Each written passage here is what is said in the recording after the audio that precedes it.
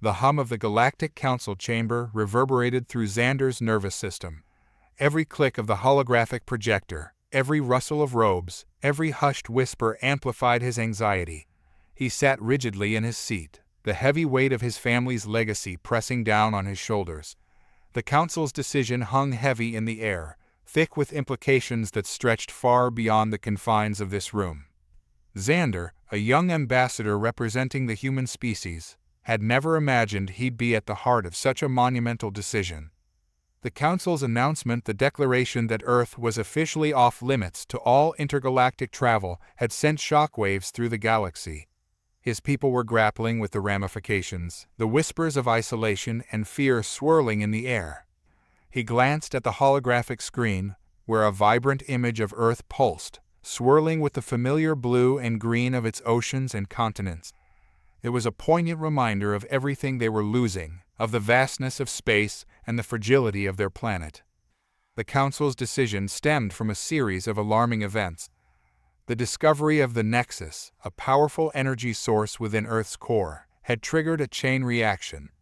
The Nexus was not just a source of power, it was a nexus of consciousness, a sentient entity that interacted with the planet's biosphere in ways no one fully understood.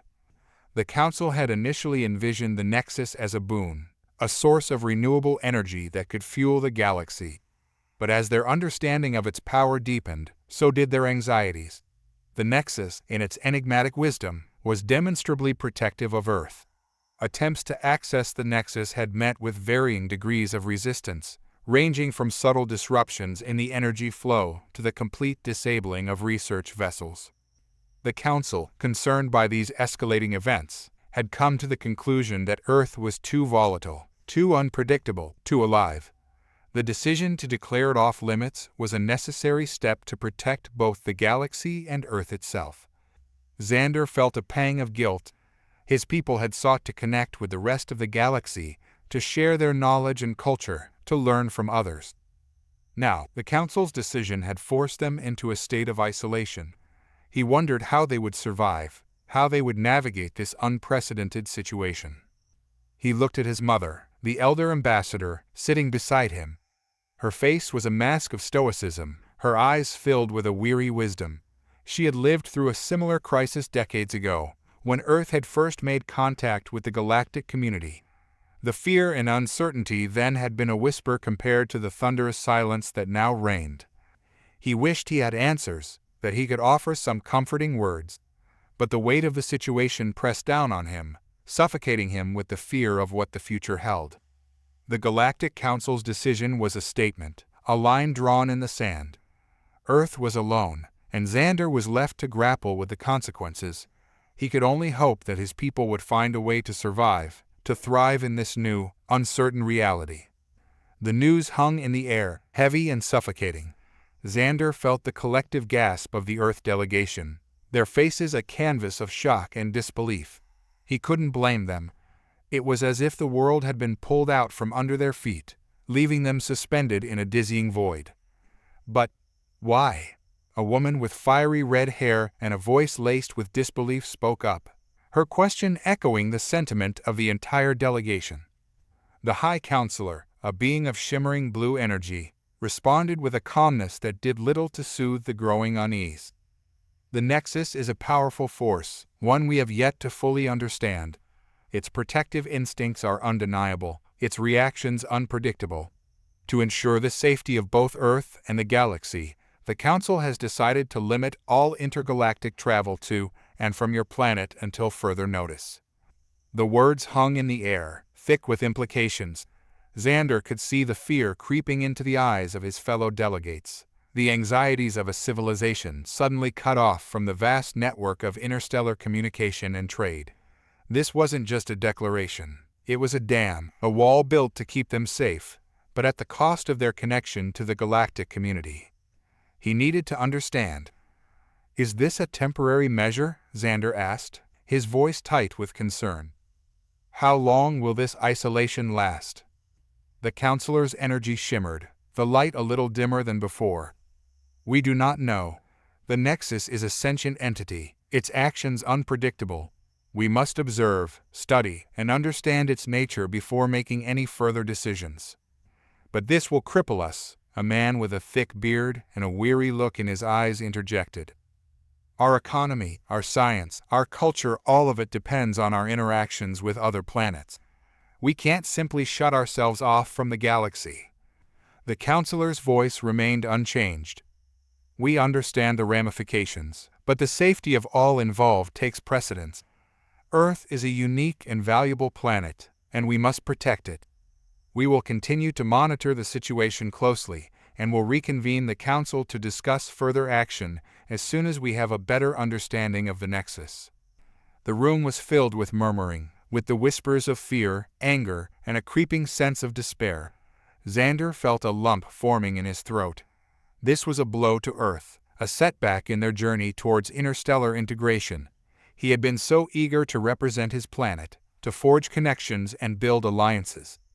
Now they were forced to retreat, to become a lonely island in a vast sea of stars. "What about communication?" Zander asked, his voice strained. "Will we still be able to communicate with other planets?" The counselor nodded slowly. "Communication will be permitted, but all transmissions will be carefully monitored. We will ensure that no information that could potentially affect the Nexus is disseminated." Zander felt a flicker of hope. Communication was a lifeline, a way to keep their connections alive, even if they couldn't physically travel. It was a small victory, but it was something. As the counselor dismissed the meeting, Zander felt a wave of exhaustion wash over him. He had just witnessed a momentous decision, one that would shape the fate of his planet for years to come. It was a heavy responsibility, a burden he had not expected to bear. He walked out of the council chamber, his steps heavy, his mind reeling. He needed time to process everything, to understand the full implications of this decision. He needed to talk to the Earth delegation, to share his concerns, to try and find some semblance of hope in the face of this unsettling reality. He walked towards the Earth delegation, the weight of their anxieties pressing down on him. He knew there would be no easy answers, no simple solutions, but he also knew that they had to stand together, to face this challenge as a united force, a planet bound by a common destiny. This was a new chapter in their history, one that was filled with uncertainty and fear, but also with a flicker of hope. It was a chapter that they would have to write together. The vast chamber of the Galactic Council pulsed with an alien energy, a symphony of light and sound. Hundreds of delegates, representing the diverse species of the galaxy, sat in rows that spiraled outwards from the central dais. The air hummed with anticipation, a palpable tension hanging in the air. President Rill, a being of pure energy, materialized at the center of the chamber, his form shimmering and shifting. A chorus of chirps, clicks, and whispers rippled through the assembly before a solemn silence descended. Rill's voice, a soothing baritone that resonated within the very architecture of the chamber, announced, "Greetings, esteemed representatives of the Galactic Union. We convene today to address a matter of paramount importance, one that has cast a shadow of uncertainty over our collective future, the matter of Earth." Murmurs rippled through the audience. The name, once uttered with curiosity and excitement, now carried a weight of concern. Earth, a planet on the periphery of galactic exploration, had become a source of both fascination and trepidation. Its unique biosphere, its remarkable history, and its sentient inhabitants had drawn the attention of the galaxy. But it was the recent discovery of the Nexus, a powerful and volatile energy source within Earth's core, that had sparked a new chapter in the saga. "As you all know," President Rill continued, his form flickering with intensity, "the Nexus, discovered within Earth's core, is a sentient entity of immense power. Its actions, while initially perceived as benign, have been unpredictable. We have witnessed its interference with our probes, its manipulation of energy fields, and its apparent hostility towards any intrusion into its domain." Images of Earth, swirling with ethereal energies, projected onto the chamber's holographic screens. They showcase the Nexus's unpredictable nature, its erratic bursts of energy, and its fierce defense of Earth's sovereignty. "We have been forced to acknowledge the Nexus as a force to be reckoned with, a guardian of Earth, perhaps even its conscience." Its response to our attempts at communication has been ambiguous at best. Its actions, while seemingly protective of Earth, have also been deemed potentially dangerous to the stability of the galaxy. A wave of unease rippled through the audience. The concept of a sentient energy source, capable of independent thought and action, was both fascinating and terrifying. The potential for chaos, for an entity beyond their understanding, wielding such immense power, was a prospect that chilled even the most seasoned intergalactic diplomats. In light of these developments, the Council has made a difficult decision. A decision born out of a commitment to ensuring the safety and well-being of all sentient beings within the galaxy. The Galactic Council hereby declares Earth off-limits to all intergalactic travel. The announcement hung heavy in the air, silencing the room. A few delegates murmured their disagreement, while others remained frozen in stunned silence. President Rill raised a hand, calming the room. "This is not a decision made lightly," he stated, his voice firm but measured. "We understand the ramifications of this action. We are aware of the impact on Earth's economy, its scientific progress, and its cultural development. But we believe it is a necessary sacrifice for the greater good. The Nexus is a powerful force, and we cannot, in good conscience, risk the possibility of galactic instability. We must proceed with caution, with a deep respect for the unknown. We must respect Earth's right to its own evolution, its own destiny." Rill paused, allowing the weight of his words to settle. His eyes, swirling pools of light, scanned the assembled delegates, seeking understanding, seeking a united front. "This is not an act of aggression, but an act of caution. We must approach this situation with wisdom and restraint, with a commitment to peaceful coexistence. We must not allow fear to drive our actions, but rather a shared responsibility for the future of our galaxy." The chamber remained silent. The decision had been made, a monumental step in the unfolding saga of Earth. The fate of the planet, its future, now hung in the balance, a delicate dance between fear and hope, isolation and opportunity.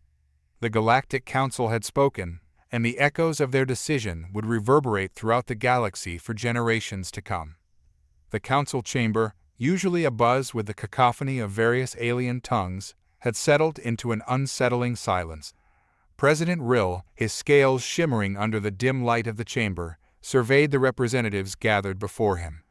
The recent declaration regarding Earth had cast a long shadow over the proceedings, a palpable tension hanging in the air. He addressed the gathering, his voice measured and authoritative. The decision to restrict travel to Earth was not taken lightly. It is a necessary measure to ensure the safety of our galaxy, but it is also a measure that will inevitably impact the development of Earth itself. A murmur rippled through the chamber. Several representatives, their faces obscured by intricate masks or swirling appendages, exchanged uneasy glances. The implications of Earth's isolation were far-reaching. The news had already sent shockwaves across the galactic community. While some hailed the Council's decision as a prudent measure, others expressed concern about the impact on trade, technological advancements, and cultural exchange. President Rill continued, "We have observed Earth's progress with great interest. Their technological advancements are impressive, and their potential for innovation is vast. However, we must also acknowledge the inherent unpredictability of their species. Their history, though short compared to ours, is marked by conflict and destruction." This statement sparked a flurry of reactions. A representative from the Qthran, a species known for their telepathic abilities, emitted a low hum, conveying their disapproval. The Qthran were renowned for their pacifistic ideals and had always championed diplomacy and understanding between species. Another delegate, a member of the Zavian race, their bodies composed of a shimmering, fluid substance, spoke in a series of melodic clicks and whistles. Their potential is undeniable, but their understanding of their own power is still developing. President Rill nodded. "The recent developments with the Nexus have further intensified our concerns. We have detected a significant energy surge originating from Earth's core, and while the Nexus appears to be benevolent, its motivations remain shrouded in mystery. We cannot risk a repeat of the Zathorian incident." The Zathorians were a race known for their technological prowess, a race that had once threatened to engulf the galaxy in a devastating war. Their overdependence on technology, however, had led to their downfall, leaving behind a cautionary tale for the rest of the galactic community. There are some among us who believe that Earth's isolation is necessary for the safety of the galaxy, President Rill continued, his gaze sweeping over the room, while others argue that it will only stifle their growth and lead to a dangerous resurgence of their aggressive tendencies. This is a debate that will continue, but for now, the decision remains in place. The debate about Earth's isolation continued for weeks, with representatives from across the galaxy offering their opinions and concerns. Some, particularly those from species with a history of conflict, were wary of Earth's potential and advocated for continued isolation. Others, however, argued that Earth's isolation would only fuel resentment and lead to a more dangerous situation in the long run. The Council, faced with a complex and multifaceted issue, found themselves in a precarious position. They were tasked with protecting the galaxy from potential threats, but they also recognized the importance of fostering diplomatic relations and promoting intergalactic harmony. As the debate raged on, one thing became increasingly clear: the future of Earth, and the galaxy itself, hung in the balance. The air in the council chamber was thick with tension, the usual hum of intergalactic conversation replaced by a low thrum of anxiety. Sarah Jones, newly appointed ambassador for Earth, watched the proceedings with a mix of awe and apprehension. She had dreamed of this moment for years, of standing within the hallowed halls of the Galactic Council, her voice carrying the weight of her planet's hopes and aspirations. Yet, the reality of the situation felt far more daunting than she'd imagined. She had arrived fresh from Earth, a young woman brimming with ambition and a fierce loyalty to her home. Her initial excitement at being chosen to represent Earth at the Council had quickly morphed into concern. The news of the Nexus and the subsequent isolation of Earth had cast a long shadow over her spirit. What about Earth's economy? Zander, the seasoned ambassador who had been with the delegation since the discovery, was asking, his voice laced with a weariness that Sarah could only imagine was born from countless sleepless nights. The Council has made its decision, President Rill, a stern-faced, reptilian-like being from a distant galaxy, stated, his voice echoing through the chamber. Earth's isolation is necessary for the safety of all. Sarah found herself staring at the holographic projection of President Rill, the image shimmering before her. Every fiber of her being screamed at the unfairness of it all. The Council, with its power and authority, had deemed Earth a threat, a potential danger to the galaxy. But what about our scientific progress? Sarah blurted out, her voice surprisingly steady. Our advancements could benefit the entire galaxy. Keeping us isolated will only stifle our growth, limit our potential. The Council's gaze swiveled towards her, a wave of disapproval washing over her. Sarah held their gaze, determined to stand her ground. The Council was a body of seasoned diplomats, seasoned by centuries of intergalactic interaction, their experience palpable in the cold indifference that painted their expressions. Your concerns are noted, Ambassador Jones, President Rill replied, his voice emotionless. However, the Council's decision is final. It is in the best interests of the galaxy. Sarah felt a wave of frustration wash over her. She'd hoped for a more nuanced response, a willingness to engage in a deeper discussion about the implications of this decision. The Council's rigid stance seemed to have closed off all avenues of communication, reducing the matter to a simple, one-sided decree. As the debate continued, Sarah found herself increasingly frustrated by the Council's reluctance to engage in a genuine dialogue. They were content to dismiss Earth's concerns as mere anxieties of a young, undeveloped civilization. Their pronouncements were laden with patronizing pronouncements about protection and guidance, as if Earth needed to be shielded from the very progress it sought to achieve. The debate droned on, a cacophony of conflicting opinions and perspectives. Sarah found herself silently absorbing it all, her mind racing with a million questions and a growing sense of disillusionment. The Council, despite its lofty ideals and pronouncements of unity, appeared to be a body of individuals driven by their own fears and prejudices. The truth, however, was much more complex. The Council, Sarah realized, had a responsibility to protect the galaxy. Their cautious approach to Earth, while frustrating, was not without merit. The discovery of the Nexus was unprecedented, a sentient energy source of unimaginable power, and their decision to err on the side of caution was understandable. But that didn't mean she had to agree with it. Sarah knew she needed to find a way to bridge the gap, to persuade the Council that Earth was not a threat, but a potential partner. She had to convince them that Earth's isolation was not the solution, but the problem. She was a young ambassador, newly appointed, and she knew she had a long way to go. But Sarah Jones, the ambitious human ambassador, was ready to fight for her planet, to show the galaxy that Earth was not just a source of mystery, but a source of potential, a force for progress that could change the very fabric of the universe. The Galactic Council chamber buzzed with a tension that crackled in the air like static electricity. The issue at hand, Earth.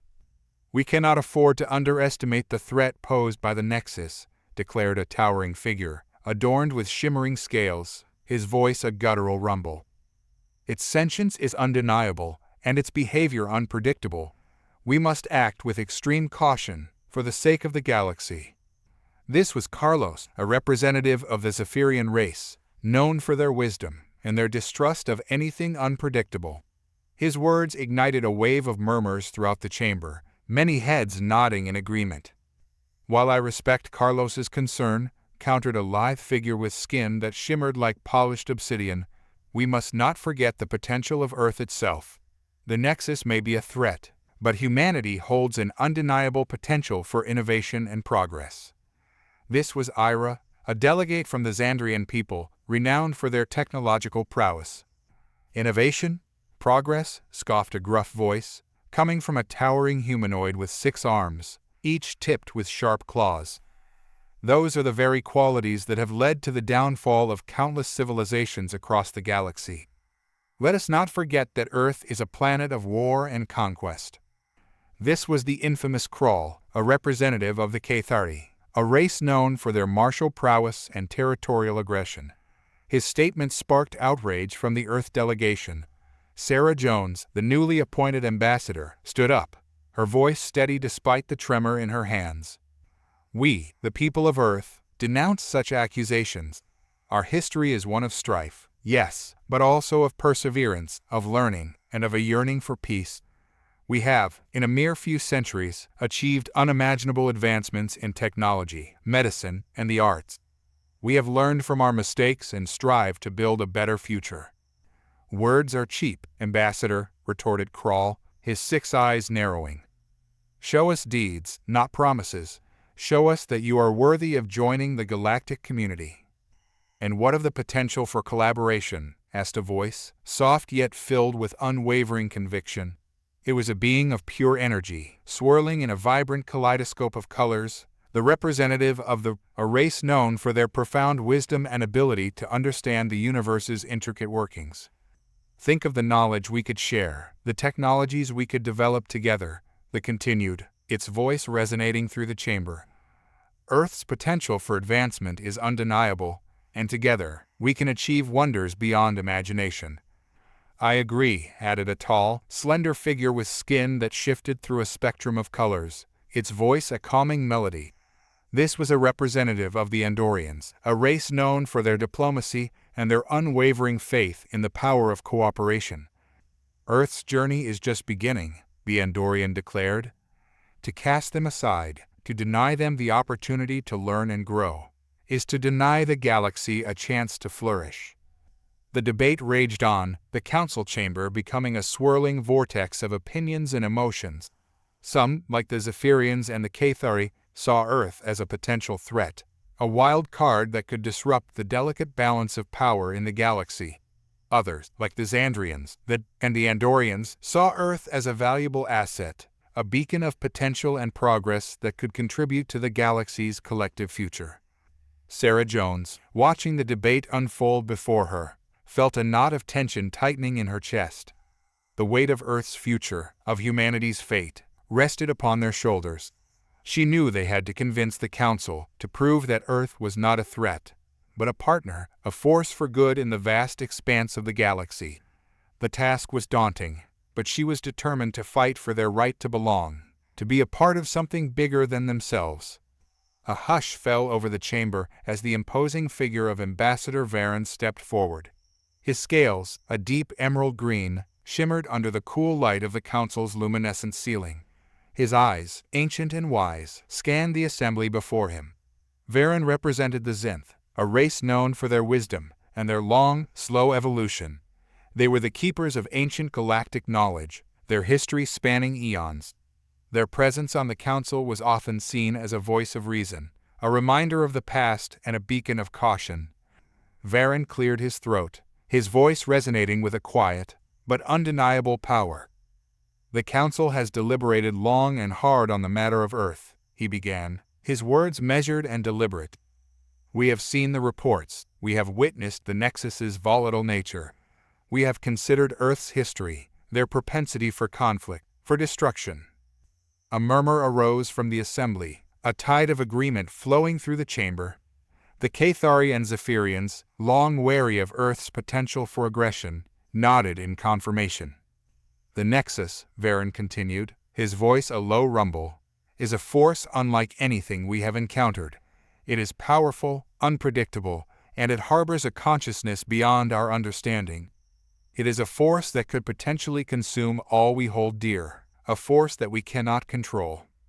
His gaze swept across the chamber, landing on the young Earth ambassador, Sarah Jones.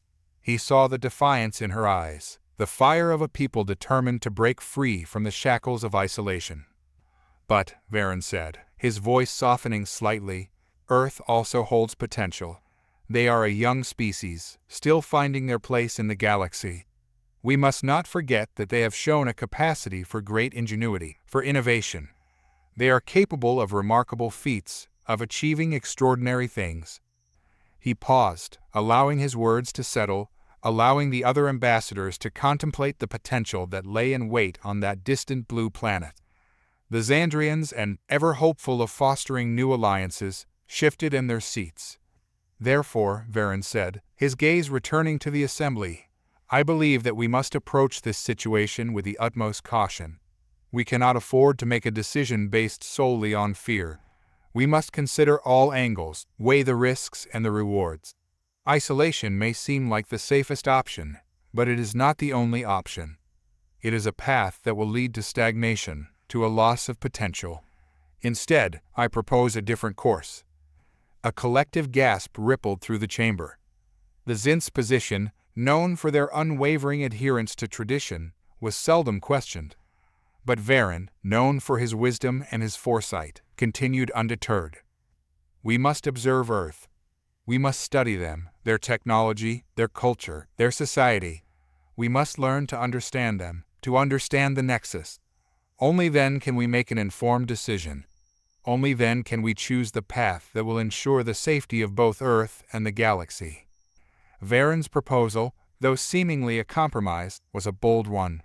It was a gamble, a leap of faith in a species that many viewed with suspicion.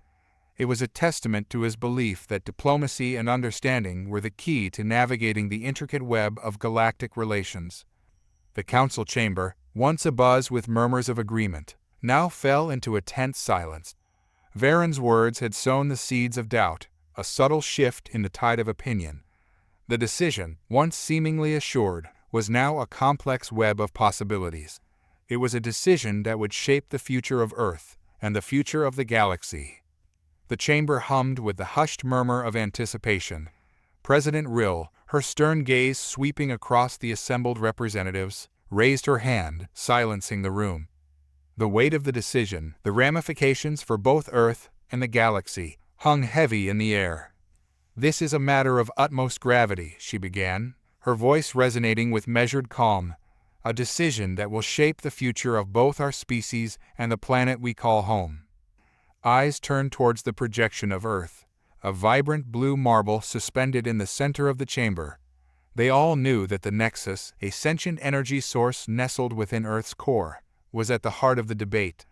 Its unpredictable nature, its power, its very existence, was a source of both wonder and fear. The Council has carefully considered all options, President Rill continued. We have listened to the concerns of our representatives, the anxieties of our people. We have studied the data, analyzed the reports, and contemplated the potential risks. And after much deliberation, we have reached a decision. A ripple of tension ran through the chamber. Every representative leaned forward, anticipation etched on their faces. This was a moment that would define their relationship with Earth. The Galactic Council, President Rill declared, her voice ringing with authority, has voted to declare Earth off-limits to all interstellar travel. Gasps rippled through the room. Some expressions were grim, others laced with relief, but all reflected the gravity of the decision. This wasn't a simple isolation, it was a declaration of caution, a judgment on Earth's potential for both good and evil. We understand the impact this will have, President Rill acknowledged, but we must prioritize the safety of all sentient beings. Earth's development, though promising in some respects, has also been marked by conflict, by a disregard for other life forms. We've seen evidence of an aggressive and destructive streak in their history, and we cannot ignore the potential for them to unleash that same destructive force on a galactic scale. The Nexus, she continued, her voice dropping to a hushed tone, remains a significant factor. We know little of its true nature, its capabilities, its intentions. It could be a force for unimaginable good, or it could be a catalyst for unimaginable destruction. We cannot risk its potential for misuse, especially by a species whose own history has shown a propensity for violence. Therefore, the Council has chosen to err on the side of caution. We will closely monitor Earth's development, engage in limited communication, and only consider lifting this restriction once we have a clear understanding of their intentions and the true nature of the Nexus. The Council's decision hung in the air, a heavy decree that would shape the future of Earth and the galaxy. It was a moment of uncertainty, a pause in the grand dance of cosmic exploration. The fate of Earth and the future of galactic relations were now intertwined with the enigmatic power of the Nexus. The Council had chosen to be cautious, to safeguard the galaxy, but in doing so, they had set in motion a chain of events that would have profound consequences for all involved. The air in the chamber crackled with the weight of the Council's decision. It was a decree that hung heavy, a shroud of isolation draped over Earth, a planet teeming with life, with dreams, with the potential for something magnificent. The Council, with their stoic expressions and the cold gleam of their eyes, had spoken. Earth was off limits. Sarah Jones, Earth's new ambassador, sat rigid in her seat, her heart a hummingbird trapped in a cage. She had come to the Council chamber, full of hope and idealism, prepared to represent a planet poised on the precipice of a new era. Now, she was staring into the abyss of a reality she could not comprehend. Why, the question, barely a whisper, escaped her lips, a pathetic plea in the echoing silence of the chamber. The Grand Speaker, a being of shimmering light and vast age, turned his ethereal gaze upon her. Ambassador Jones, we have explained our reasoning. Your planet possesses a force of immense, unknown power. This power, the Nexus, is unpredictable and could potentially be harnessed for destructive purposes. Our primary responsibility lies with the safety of the galaxy. Sarah's frustration simmered. They spoke of safety, of protection, but her mind was a kaleidoscope of unanswered questions. Why had they not offered a hand of cooperation? Why was there no attempt at understanding? It was as if Earth was a wild beast, a threat to be caged rather than a potential ally to be nurtured. You speak of danger, she said, her voice gaining strength. But what of the danger of isolation? What of the potential for misunderstanding, for fear to breed more fear? The Grand Speaker remained impassive. These concerns have been weighed. The risk is too great. We will monitor your development closely. Communication is permitted, though it will be subject to strict protocols. She saw it then, the ironclad barrier that had been erected. Communication, but not connection. Observation, not collaboration. The Council, in their wisdom, had decided to treat Earth like a patient in quarantine, a potential source of contagion to be observed from afar. This was not the future she had envisioned. She had come to the Council, prepared to champion Earth's progress, to showcase the potential for collaboration, for shared knowledge, for a future where humanity and the galactic community could thrive together. But the Council had thrown up a wall, a fortress of fear and prejudice that seemed impenetrable. She couldn't understand their reasoning. The Council, with their advanced technology and their vast knowledge, could surely see the beauty, the potential of Earth. They could see the spirit of humanity, their resilience, their ingenuity, their yearning for connection. But all they saw was the Nexus, a wild beast, a threat to their delicate galactic balance. The Council had spoken, but Earth would not be silenced. They would build, they would learn, they would evolve, even in isolation. Sarah, though deeply disheartened, would continue to advocate for her planet, to break down the walls of prejudice, to prove to the Council that Earth was not a threat, but a beacon of hope. One day, the Council would see the truth. One day, they would understand. But until then, Sarah Jones, Earth's ambassador, would carry the weight of her planet's hopes and dreams on her shoulders, a torch of defiance burning brightly in the darkness of misunderstanding. The news of Earth's isolation spread like wildfire across the globe. The initial shock was quickly replaced by a surge of anger and resentment. Global economies teetered on the brink of collapse, as international trade and tourism ground to a halt. Scientists, astronauts, and researchers were left with their dreams shattered. The very fabric of human society was being ripped apart, and the world was forced to confront the reality of its own vulnerability. Sarah Jones, now branded as the Voice of Earth, found herself at the center of this storm. She tirelessly traversed the globe, addressing international conferences, meeting with leaders, and calming a restless public. She spoke of the injustice of the Council's decision, emphasizing the potential for collaboration and mutual benefit. But despite her best efforts, the tide of public opinion was turning against the Galactic Council, fueling a growing sense of isolation and resentment. The Council, meanwhile, remained steadfast in their decision. They watched Earth with a mix of caution and apprehension, monitoring all communication channels with a hawk-eyed vigilance. Their concerns were understandable, given the unpredictable nature of the Nexus, but their rigid adherence to protocol seemed to Sarah like a self-fulfilling prophecy. By treating Earth like a threat, they were turning it into one. Sarah found solace in the quiet moments, reflecting on her mission and the weight of her responsibility. She was no longer simply an ambassador. She was a symbol of Earth's defiance and hope. She knew that the only way to change the Council's perception was to prove their worth, to demonstrate that Earth was not a threat, but a potential partner in the grand scheme of galactic civilization. Her strategy was two-pronged: to showcase Earth's advancements in science, technology, and culture, and to emphasize their commitment to peaceful coexistence. Sarah knew that the Council was skeptical, but she believed that the truth would prevail. She orchestrated a series of virtual presentations, showcasing Earth's technological breakthroughs in renewable energy, space exploration, and medical research. The Council was initially dismissive, but Sarah, with a calm conviction, laid out the potential for collaboration, for Earth to share its knowledge and resources to benefit the entire galaxy. She also emphasized Earth's rich cultural tapestry, highlighting the beauty of its music, art, literature, and cuisine. She underscored the planet's inherent spirit of exploration, creativity, and resilience. While the Council's response was hesitant, Sarah saw a flicker of interest in their eyes, a hint of acknowledgement that Earth was more than just a wild card with a powerful energy source at its core. Sarah Jones knew that the road ahead would be long and arduous. The Galactic Council's trust would not be easily earned, but she was undeterred. She was determined to prove that Earth was not a threat, but a vital part of the galactic tapestry.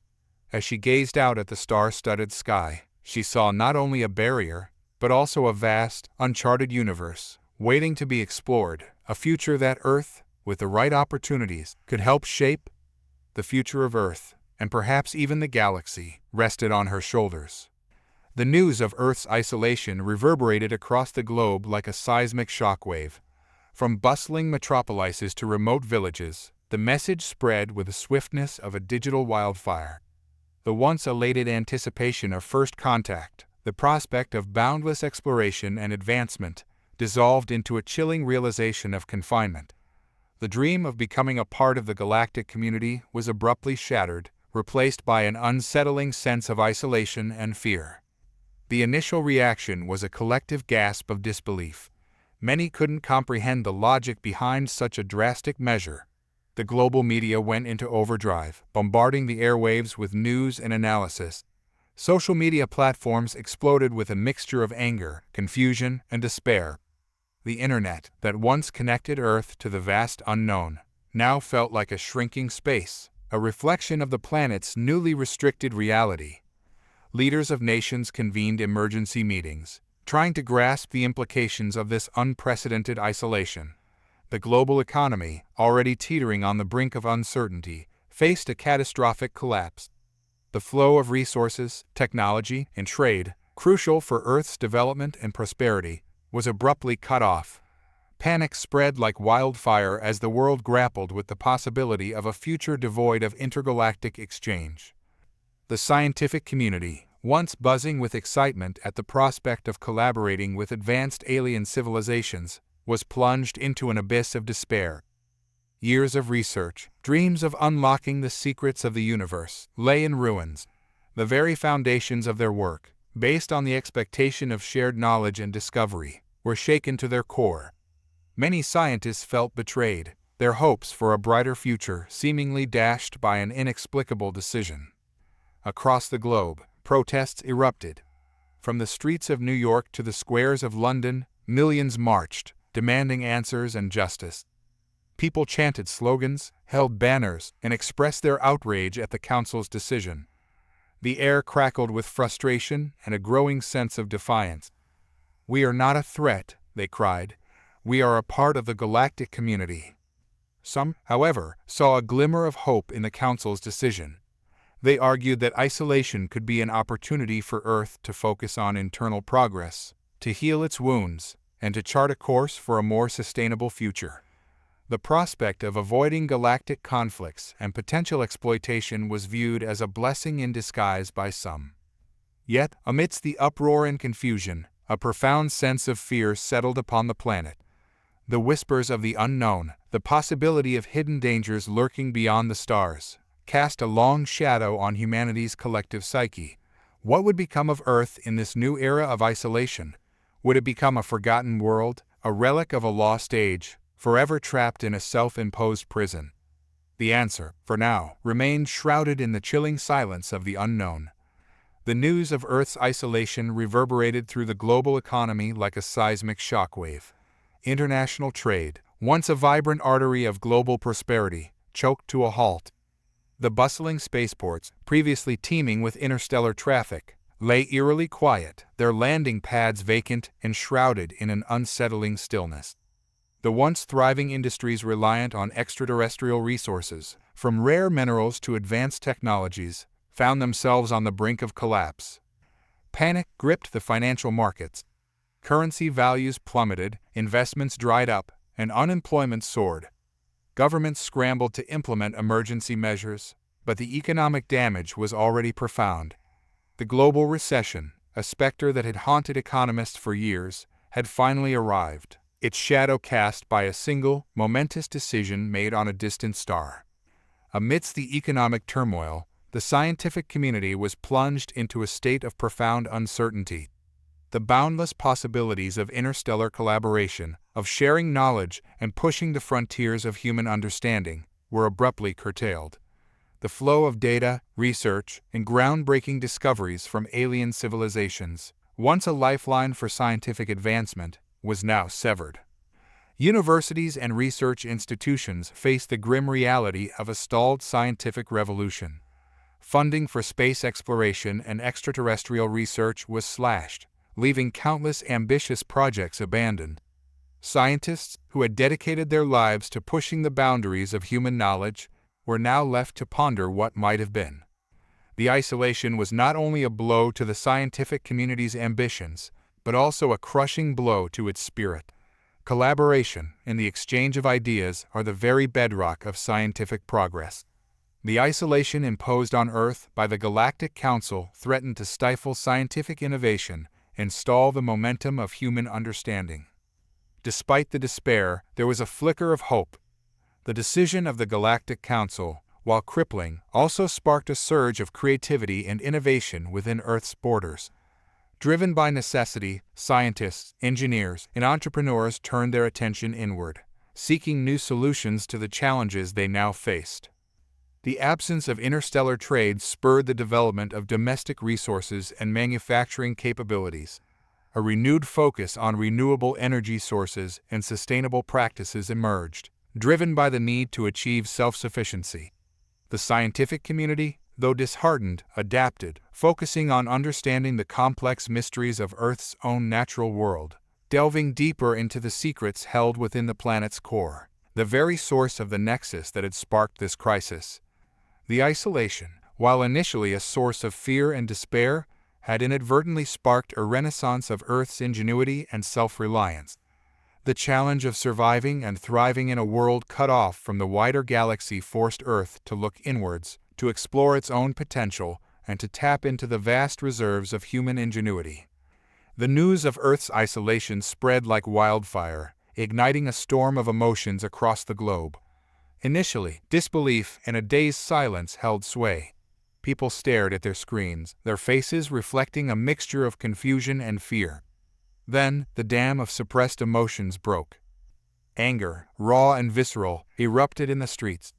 Protests erupted in every major city, fueled by a sense of betrayal and injustice. People chanted slogans, demanding answers and an end to the isolation. The Galactic Council's decision was perceived as a slap in the face, a blatant disregard for Earth's potential. "We are not a threat. We are a part of the galaxy," they cried. Fear, cold and gnawing, crept into the hearts of many.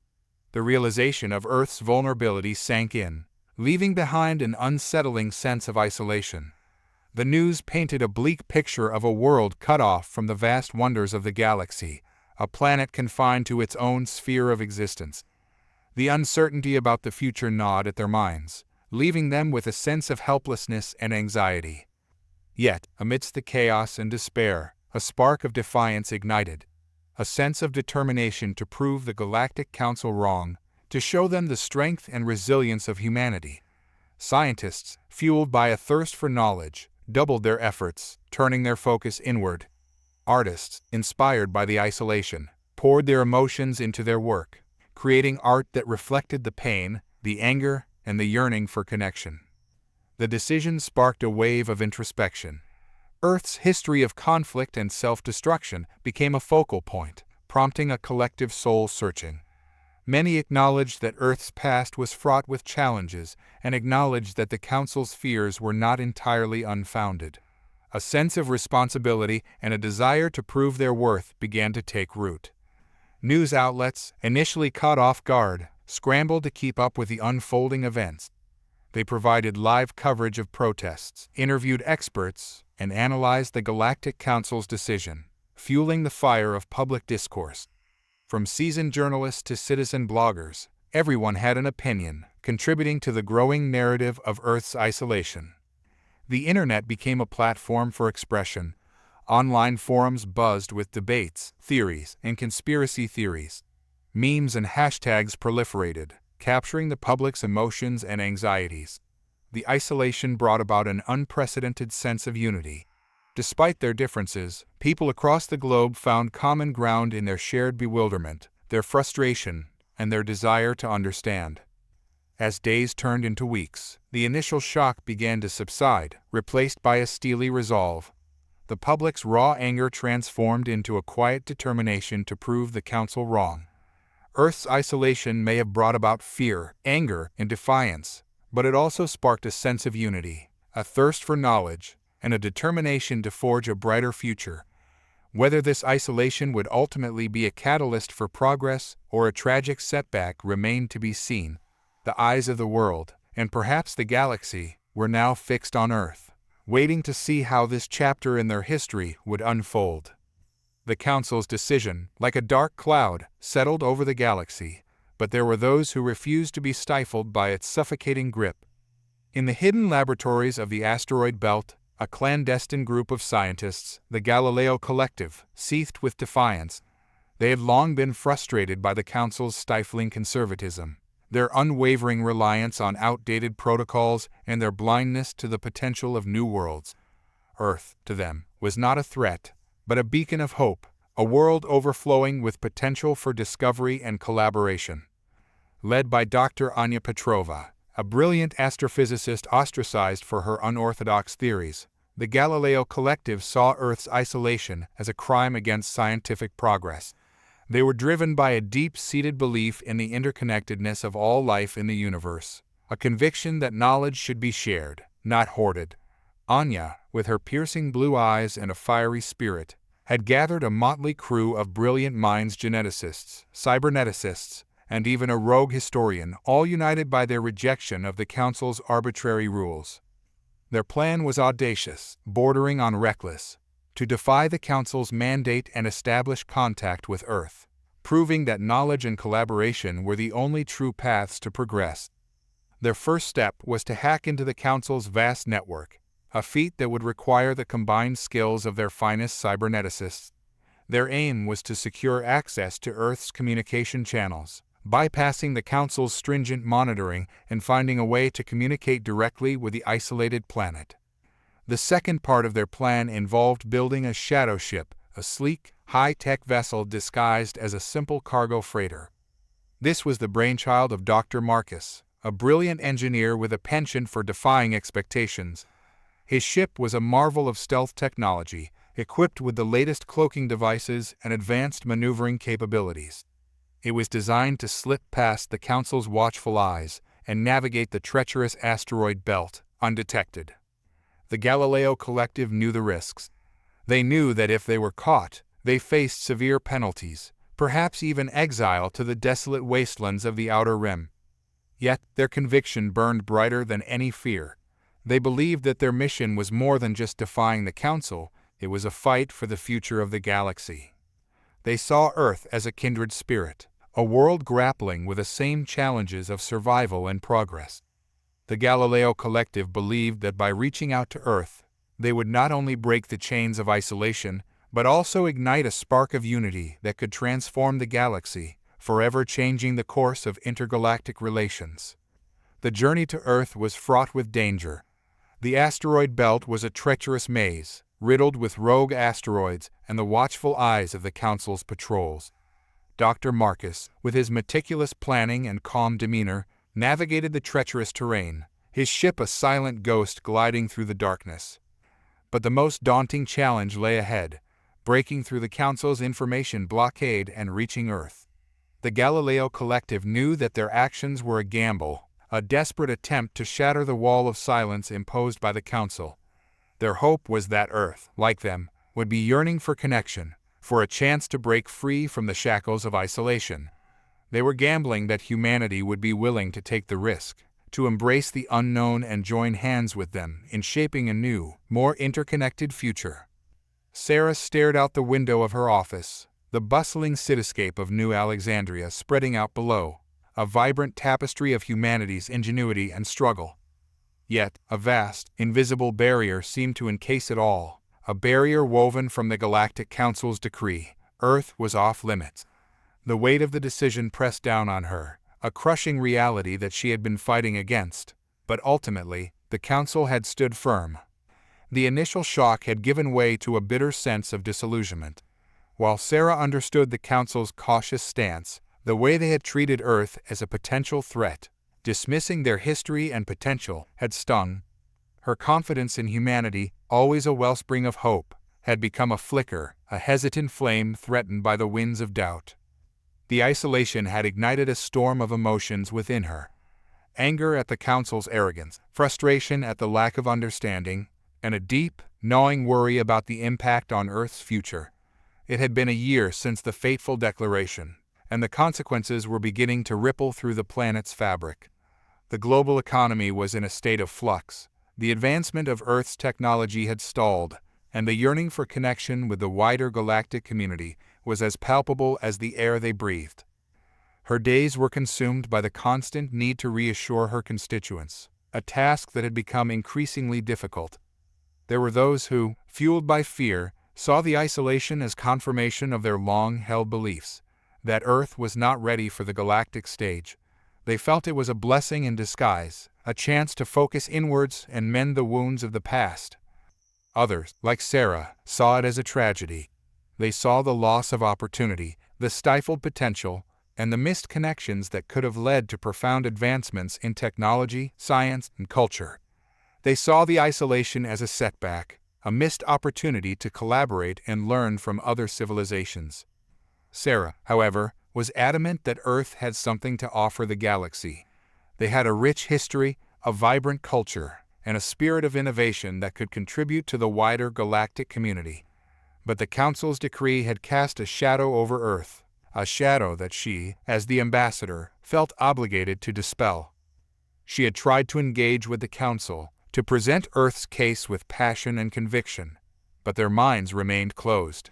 They seemed to be trapped in a cycle of fear, unable to see beyond the potential dangers they perceived in Earth's past and present. With each passing day, Sarah's perspective on humanity shifted. She saw their resilience in the face of adversity, their unwavering creativity in finding solutions to the challenges of isolation. She saw the spirit of cooperation that had emerged, the unity that transcended borders and ideologies. It was a testament to the innate goodness of humanity, a flicker of hope that the darkness of the Council's decree. The isolation was a crucible, forging Earth's destiny in the heat of adversity. And she, Sarah Jones, was determined to be the voice of reason, the bridge between Earth and the galaxy, until the day the Council finally saw humanity not as a threat, but as a valuable partner. The weight of the Galactic Council's decision pressed heavily on John Davis. As a former astronaut and renowned engineer, he had always dreamed of exploring the vastness of space, of collaborating with other civilizations, of pushing the boundaries of human knowledge. Now, Earth was locked away, a prisoner of its own potential. News of the Galileo Collective's defiance spread like wildfire through Earth's burgeoning underground network.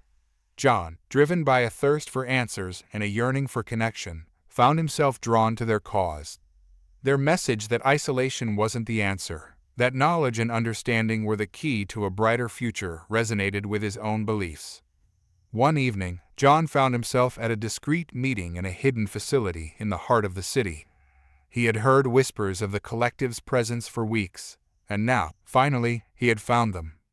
The room was dimly lit, a sterile space filled with the hum of machinery and the murmur of hushed conversations.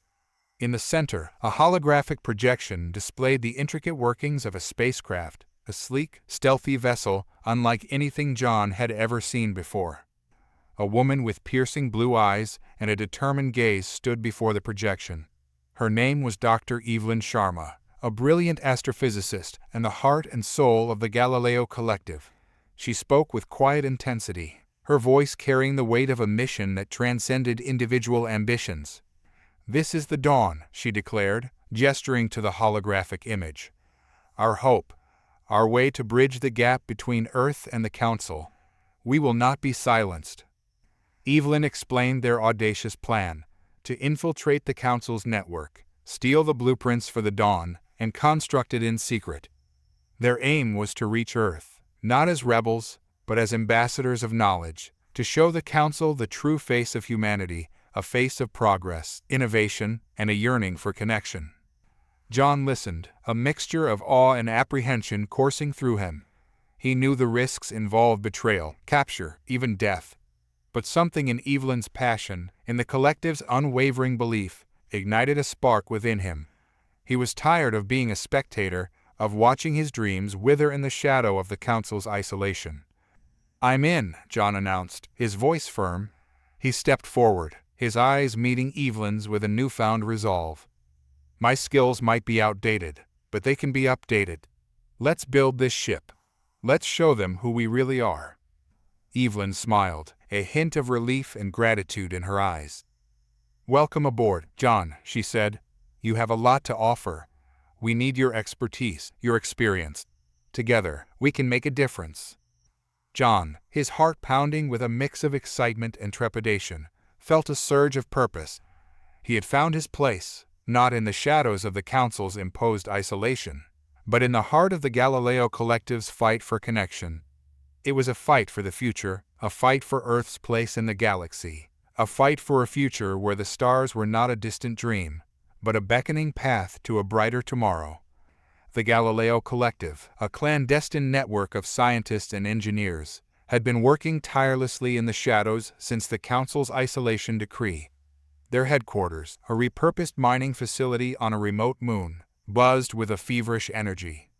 Dr. Evelyn Sharma, a brilliant astrophysicist and the Collective's founder, stood before a holographic projection of the Galactic Council's network. "We've been studying their security protocols for months," she explained to a group of assembled members, her eyes burning with intensity, "and we've found a weakness. A backdoor, hidden within the system's core, left unattended for years. We call it the Echo." The Echo, a dormant communication channel designed for emergency galactic-wide broadcasts, had been overlooked by the Council, buried deep within the vast network. The Collective believed that this was their chance to reach Earth. John Davis, a former astronaut with a sharp mind and an even sharper determination, stepped forward. "But what if we can't access the Echo?" he asked, his voice tight with a mixture of hope and anxiety. "What if they have another layer of security we haven't detected?" Evelyn smiled, her eyes glinting with mischief. "That's why we need to be creative," she said, her voice calm and measured. "We'll need a specialized program, something capable of bypassing their firewalls and accessing the Echo." "And who's going to write that program?" John asked, his gaze meeting Evelyn's. "That's where you come in," Evelyn said, her voice carrying a hint of a challenge. "We need someone with your expertise, someone who can crack codes and navigate the complexities of the galactic network." John knew what she was asking. It was a dangerous undertaking, a violation of the Council's laws, but it was a chance to reconnect with Earth, a chance to undo the damage that had been done. He nodded, accepting the responsibility.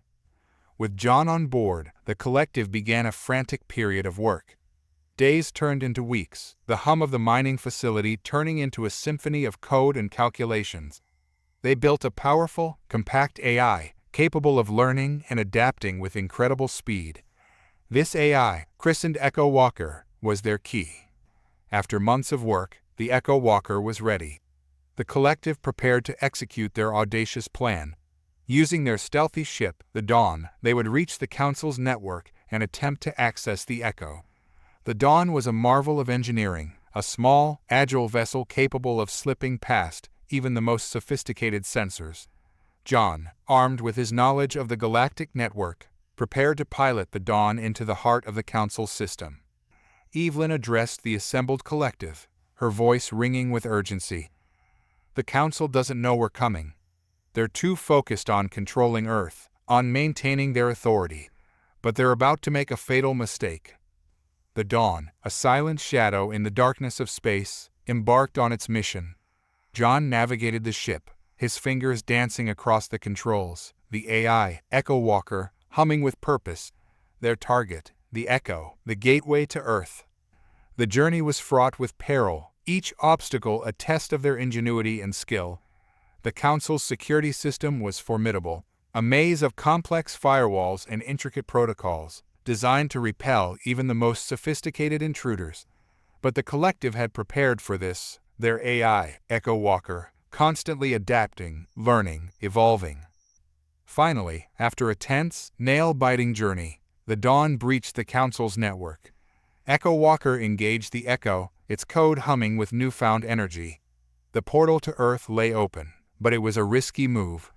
If the Council detected their presence, they would face immediate exile, perhaps even worse. But the Collective was not deterred. The chance to contact Earth was too great to ignore. The future of their planet, and perhaps the future of the galaxy, rested on their success. The Dawn, a sleek, bioengineered vessel, pulsed with energy as it pierced the heart of the Galactic Council's network. Inside, John Davis, a former astronaut turned rebel engineer, stared intently at the holographic display, his heart pounding in his chest. He had spent countless hours, fueled by adrenaline and the sheer audacity of their mission, building this ship. Now, it was their bridge to Earth. John's eyes scanned the complex code that swirled on the holographic screen. Echo Walker, report. Status, he murmured, his voice a mix of nervousness and excitement. The AI, named after the backdoor they'd discovered, responded with a calm, synthesized voice. Accessing Echo. Security protocols engaged. John's breath hitched. He had felt the weight of this mission, the risk of defying the Galactic Council, ever since joining the Galileo Collective. But the fear was overshadowed by a sense of purpose, a yearning for connection with his own planet. The Echo Walker, a complex AI designed by the Collective's brilliant minds, navigated the network with an uncanny intelligence, slipping through intricate security protocols and firewalls. Their journey was fraught with danger, each step a potential betrayal of their mission. The Council's network was a vast labyrinth of encrypted data streams and intricate security measures. John watched with bated breath as the Echo Walker diligently bypassed each obstacle, its movements a mesmerizing dance of light and code. It was as if the AI possessed a life of its own, driven by an unyielding determination to reach Earth. Finally, a holographic image shimmered into view, revealing a familiar yet breathtaking sight. The Earth, a blue marble suspended in the black expanse of space. John stared, his breath catching in his throat. He hadn't seen his home in years, not since the Council's isolation decree, not since his life had become a blurry, desperate scramble to defy their rule. First contact established, Echo Walker announced, its voice devoid of emotion, yet carrying a weight that resonated with John's own feelings. The ship's communication system hummed to life, and John could see the familiar silhouette of the Earth's ambassador, Sarah Jones, on the screen. The image was distorted, a result of the Council's tight restrictions, but her face was clear. She looked tired, worried, but her eyes were bright with a glimmer of hope. Sarah, John spoke, his voice trembling slightly. It's John Davis, from the Galileo Collective. We've reached you. The image flickered, and Sarah's features lit up with surprise. John, is this real? John could see the disbelief in her eyes, a reflection of his own feelings. The years of isolation, the uncertainty, the sheer impossible nature of their mission, it all seemed to vanish in this single moment of connection. It's real, Sarah, John assured her. We've broken through the Council's control. We're here to tell you that we haven't forgotten you. Earth isn't alone. The sight of Sarah's face, her relief and disbelief, brought a wave of emotion crashing over John. He knew this was only the first step. A long, arduous journey lay ahead. But for now, they had managed to pierce the veil of isolation. They had forged a connection, a beacon of hope, in the vast darkness of space. The first contact was made, and it felt like the beginning of something much bigger. The dawn of a new era. The dawn of unity. The dawn of Earth. The Dawn, a bioengineered vessel crafted with meticulous care by the Galileo Collective, hummed with a quiet energy. It felt more like a living organism than a machine, its metallic hull rippling with a subtle, rhythmic pulse that mirrored the heartbeat of the Echo Walker AI nestled within its core. John Davis, his heart thrumming with a mixture of excitement and anxiety, ran his hand over the sleek, cool surface of the ship's control panel. The Echo Walker, a magnificent piece of bioengineered intelligence, was the key to their mission, a living bridge across the vast gulf of the Galactic Council's isolation. Ready for launch, Captain, said Evelyn Sharma, her voice calm despite the tense atmosphere. As the head of the collective, her quiet resolve was a beacon of hope for the team. She had poured her life's work into this mission, dedicating her talents and resources to re-establishing contact with Earth. Echo Walker is online, and the Echo is within reach, she added, her eyes gleaming with determination. John nodded, his gaze fixed on the holographic map depicting the Galactic Council's network, a labyrinth of intergalactic pathways and security systems. The Echo, a backdoor discovered by the Collective, was their gateway to the other side, a hidden passageway through the Council's rigid protocols. Initiate launch sequence, John commanded, his voice firm. The Dawn, its engines whirring with a low, almost musical hum, surged forward. weaving through the Council's network with astonishing speed and precision. Echo Walker, a symphony of bioengineered circuits and neural pathways, navigated with uncanny accuracy, its consciousness flowing seamlessly through the Council's intricate web of data. The ship was a whisper in the vast digital landscape, its presence detected only by Echo Walker, which skillfully sidestepped the Council's watchful sensors. Hours turned into days as the Dawn, guided by Echo Walker's intelligence, traversed the network. John, his eyes glued to the holographic map, watched with a mix of awe and apprehension as the ship sliced through digital barriers, its journey becoming a tense ballet between defiance and caution. Each successful maneuver fueled their hope, each close call a reminder of the immense risk they were taking. Finally, after what felt like an eternity, the Dawn reached the Echo. The ship shuddered, the network crackling with a surge of raw energy as Echo Walker accessed the back door. The air crackled with anticipation as John, his heart pounding in his chest, initiated the communication protocol. The screen flickered, a kaleidoscope of swirling colors, then settled into a clear image, a face that John recognized instantly: Sarah Jones, Earth's ambassador. "Sarah?" John breathed, his voice filled with relief and a hint of disbelief. Sarah's face lit up, her eyes widening with astonishment. "John," she stammered, her voice trembling with emotion. "Is that really you?" The connection, after years of isolation, was raw and intense. The words, though spoken through digital channels, carried the weight of their shared longing, their shared hope.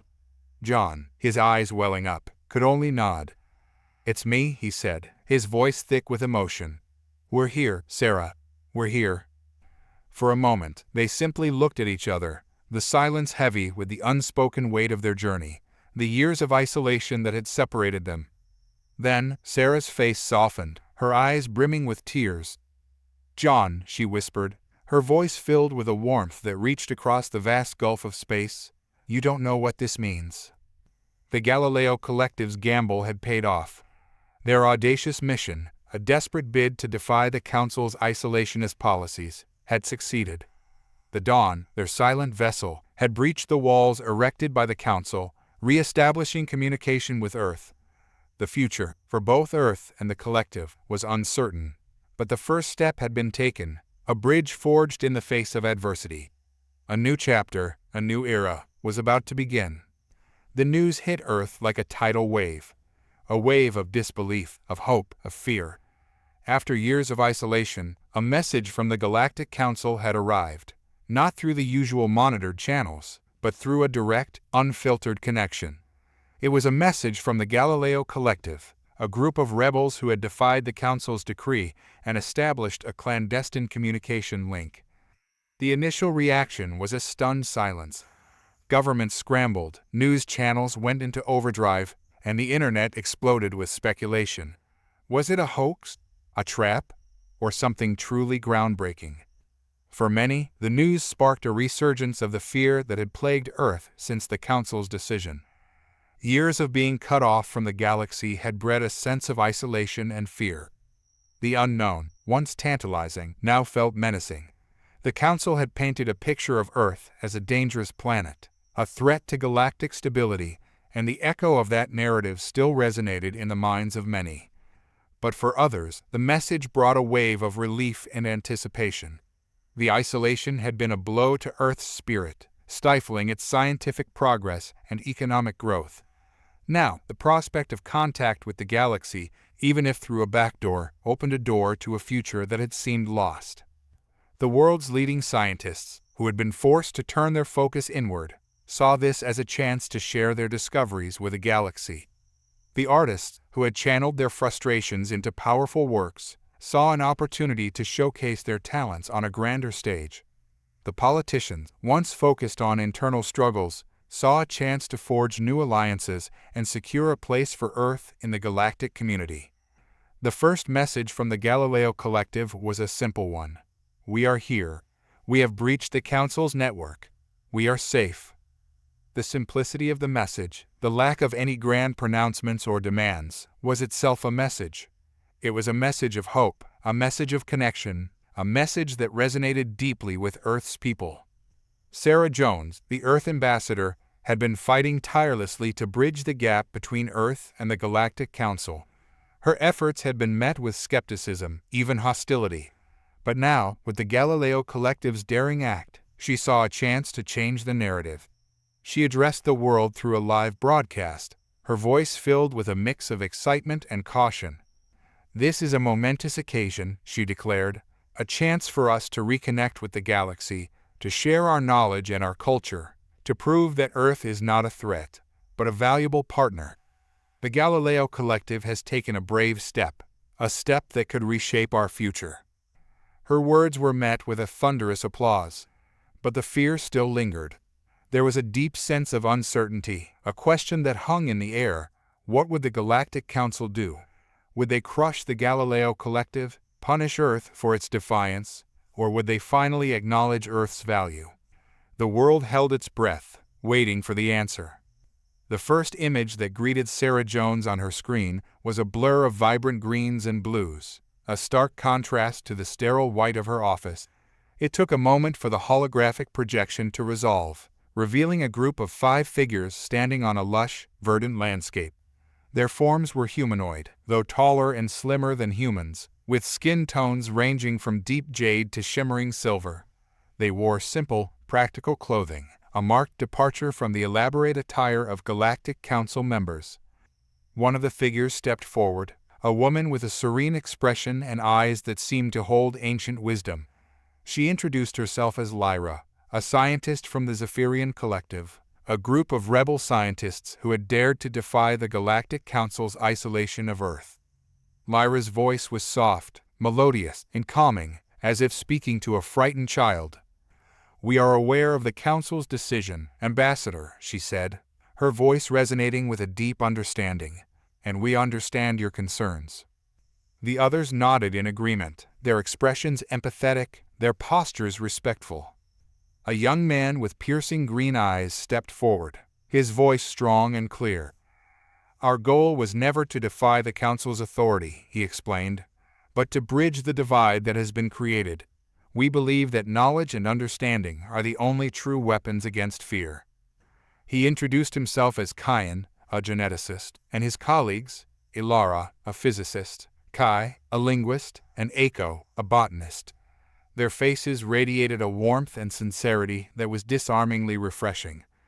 Their words were reassuring, their presence calming. Sarah found herself relaxing slightly, a sense of relief washing over her. For years, the Council had portrayed Earth as a dangerous, unpredictable entity, but these individuals were nothing like that. They radiated intelligence, curiosity, and a deep respect for life. "We understand the Council's concerns about the Nexus," Kai said, his voice tinged with a hint of sadness. "We know the stories, the rumors, but we also know that the Nexus is a force of immense power, a force that can be harnessed for good." Sarah felt a surge of pride. They understood the potential of Earth's power, a potential that had been so carelessly dismissed by the Council. She knew that the Galileo Collective, their rebellion, was a testament to the human spirit's boundless capacity for hope and innovation. "Tell me about your journey," Sarah said, her voice a little shaky. Lyra smiled, her eyes crinkling at the corners. "We built a ship, the Dawn," she explained, "and we used the Echo, a hidden backdoor in the Council's network, to reach you. It was a perilous journey, but we were guided by a belief in the power of connection." The words "perilous journey" struck a chord in Sarah. Their daring act, their willingness to risk everything for the sake of connection, was both inspiring and terrifying. She was reminded of the countless times she had argued with the Council, advocating for open communication and understanding, only to be met with disdain and suspicion. "The Council painted a picture of Earth as a threat," she said, her voice catching. "They never gave us a chance to show them what we're truly capable of." "We know," Lyra said, her voice soft but resolute. "We've been watching. We've seen the progress, the advancements. We've seen the resilience of your people, your determination to thrive." The others nodded in agreement, their faces mirroring Lyra's sentiment. For the first time in years, Sarah felt a glimmer of hope. Here, in the face of these rebellious scientists, She saw a future where Earth was not a pariah, but a partner, a valuable member of the galactic community. The Council's fear and isolation could not extinguish the human spirit, and perhaps, with the help of allies like the Galileo Collective, it would finally be understood. The Galactic Council's declaration of Earth's off-limits status had sent shockwaves through the scientific community, particularly for those who had dedicated their lives to studying the vast mysteries of the universe. Dr. Anya Petrova, a brilliant young astrophysicist at the prestigious Kepler Institute, was one such individual. Her eyes, wide with insatiable curiosity, were glued to the holographic projections that displayed the latest updates from the Council's session, a stark reminder of the universe's sudden and unsettling isolation. Anya, known for her groundbreaking research in quantum astrophysics, had always believed in the unifying power of knowledge and exploration. Earth's isolation, a decision fueled by fear and ignorance, felt like a betrayal of the very essence of scientific progress. It was as if the universe had slammed its doors shut on humanity's thirst for understanding. Days turned into weeks, and Anya found herself consumed by a growing frustration. The Council's decision had not only cut off Earth's access to the galactic community, but had also severely limited communication with other races. With no official channels for scientific discourse, the world was left to speculate on the Council's motivations and the future of interstellar interaction. Determined to find a way around this imposed silence, Anya delved into the vast archives of the Kepler Institute, searching for any information on previous interactions between Earth and the Council. It was during one of her late-night research sessions that she stumbled upon a long-forgotten record, a log detailing the initial encounter between Earth scientists and representatives from the Zinth race. The Zinth, a race known for their wisdom and advanced technology, were the first to make contact with Earth after the discovery of the Nexus. The log described an initial period of cautious observation, followed by a series of meetings where the Zinth shared their vast knowledge with Earth's scientists. The Zinth, understanding the power and potential of the Nexus, had proposed a collaboration, hoping to learn from its unique properties. Anya was captivated by the account. It seemed that the Zinth had understood Earth's potential and had chosen to engage in a spirit of collaboration rather than fear. However, the log ended abruptly, mentioning the sudden and unexplained termination of contact between Earth and the Zinth. The reason for this abrupt cutoff was never mentioned. Driven by a thirst for understanding, Anya decided to embark on a daring mission. She knew that the Zinth still held vast knowledge about the universe and the Nexus, knowledge that could potentially unlock the secrets behind the Council's decision. With the help of a trusted colleague, she managed to obtain a set of coordinates for a known Zinth outpost, located in a remote sector of the galaxy. The Kepler Institute, despite its initial reservations, eventually agreed to provide Anya with a small, experimental vessel equipped with advanced cloaking technology. It was a risky endeavor, a violation of the Council's decree, but Anya was driven by a deep sense of responsibility and a burning desire to unlock the truth behind Earth's isolation. After weeks of preparation, Anya, accompanied by a team of seasoned engineers and a skilled pilot, set off for the Zinth outpost. The journey was fraught with danger, as they had to navigate the Council's security systems and avoid detection. But Anya, fueled by her insatiable curiosity and driven by the belief that knowledge could be the key to bridging the gap between Earth and the galaxy, pressed on. Finally, after weeks of travel, Anya's team reached the coordinates of the outpost. As they approached the designated sector, the vessel's sensors detected a faint energy signature, confirming the presence of the Zinth outpost. The crew prepared for a potential encounter, their hearts pounding with a mixture of excitement and trepidation. The vessel emerged from cloaking, cautiously approaching a seemingly abandoned outpost. As they prepared to send a communication signal, a series of flashing lights the darkened exterior of the outpost. It was a beacon, inviting them to dock. Anya was surprised, not expecting a warm welcome after years of silence. She ordered the pilot to proceed with caution, wondering what kind of reception awaited them. As the vessel docked, a series of doors hissed open, revealing a vast chamber filled with the hum of advanced machinery and a palpable sense of activity. Anya could not believe her eyes. The Zinth outpost was not abandoned as she had initially believed. It was humming with life. The Zinth outpost was a testament to their ancient civilization, a stark contrast to the bustling, chaotic cities of Earth.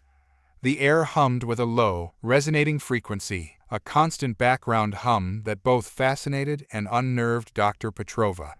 As she stepped inside, she found herself in a vast chamber, the walls shimmering with a faint, iridescent light. The room was almost empty, save for a single console, its surface displaying an intricate web of glowing symbols.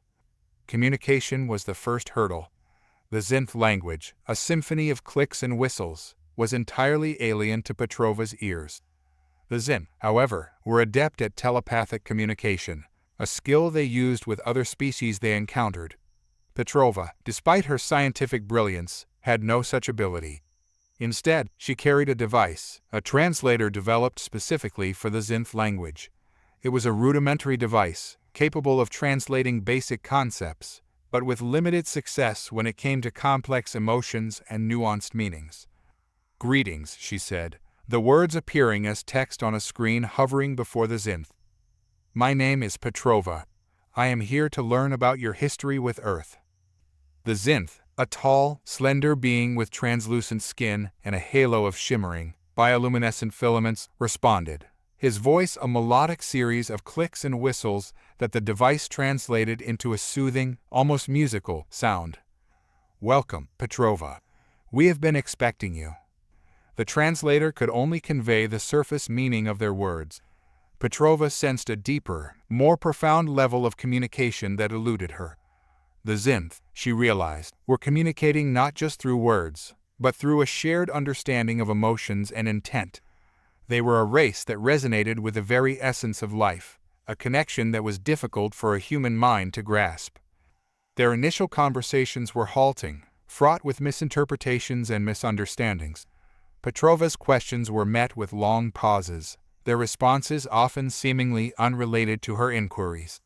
The Zinth, however, were patient, understanding the difficulties of bridging such vast cultural and biological divides. They allowed her to observe their world, their rituals, their way of life.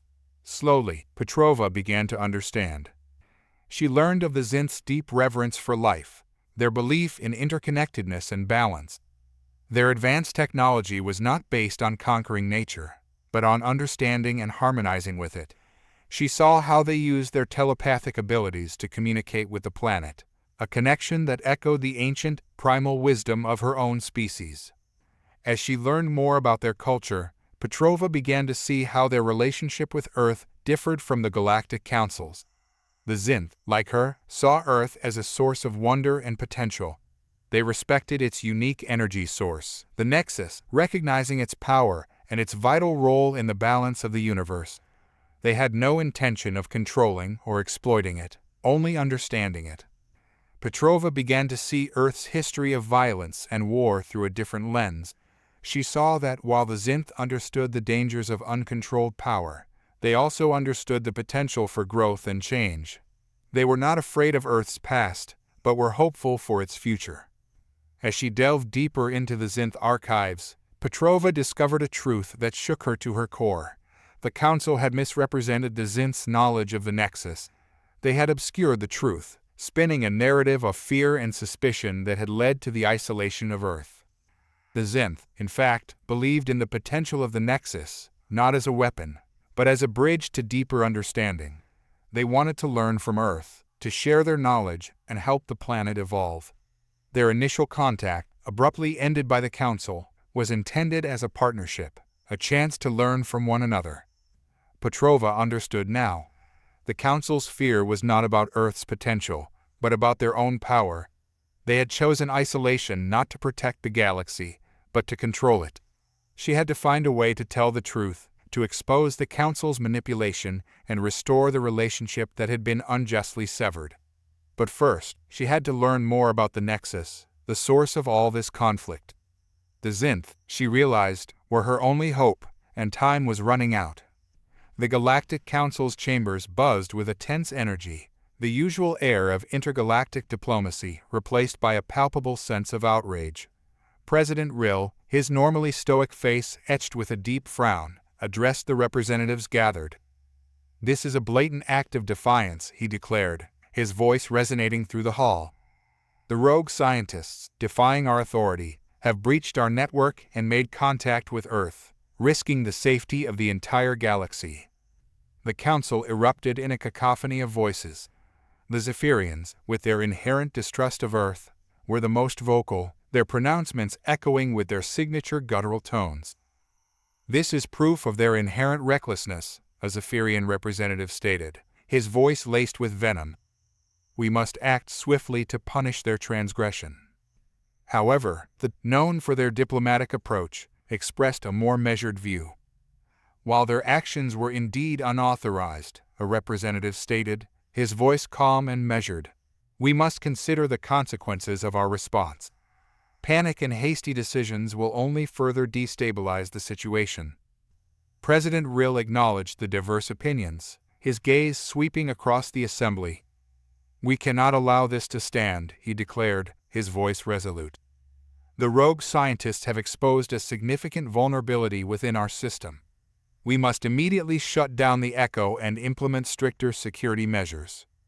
The Council immediately mobilized, their technological prowess brought to bear in an effort to contain the situation. Technicians scrambled to patch the security holes in the network, while specialist teams were dispatched to track the rogue scientists and their bioengineered vessel, the Dawn. The Zandrians, masters of technology, offered a grim prognosis. "The Echo is a complex system," an Zandrian representative reported, his voice grave. "It will take time to completely isolate it. We risk disrupting critical communications, but the risk of further breaches is too great." President Rill, aware of the delicate balance, made a crucial decision. "We will implement a phased shutdown," he declared. "The Echo will be partially disabled, limiting its functionality, but ensuring essential communications remain intact." The Cathari, known for their military prowess, urged a more aggressive approach. "We must send a fleet to apprehend the scientists and their ship," a Cathari representative demanded, his voice echoing with a steely determination. "They must be made an example of, a deterrent to future defiance." However, the Zinth, with their wisdom and understanding, offered a more nuanced perspective. "Retaliation will only escalate the situation," a Zinth representative stated, his voice calm and reasoned. "We must focus on understanding their motivations and establishing communication. Perhaps there is a solution that benefits all." Despite the Zinth's appeal for diplomacy, President Rill, swayed by the demands for swift action, ordered the deployment of a fleet. The Council, divided yet united in its mission to protect the galaxy, had embarked on a course of action that would determine the fate of Earth and the rogue scientists, a course fraught with uncertainty and danger. The Galactic Council's chambers buzzed with an agitated energy, the atmosphere thick with tension. President Rill, perched atop his throne-like chair, surveyed the throng of ambassadors with a grim countenance. The rogue scientists' audacious act of breaching their network and re-establishing contact with Earth had shaken the very foundation of their galactic order. The Council's authority, once unchallenged, now hung in the balance. The ambassadors, representing a spectrum of races and ideologies, seethed with a mix of anger and apprehension. Some, like the hardened Zephyrians, clamored for swift and decisive action. "These rebels must be dealt with swiftly and decisively," thundered Ambassador Oren, his voice echoing with the metallic clang of his claws. "Their actions are a blatant disregard for the Council's authority and threaten the stability of the entire galaxy." Others, like the Zandrians, known for their diplomatic approach, advocated for a more measured response.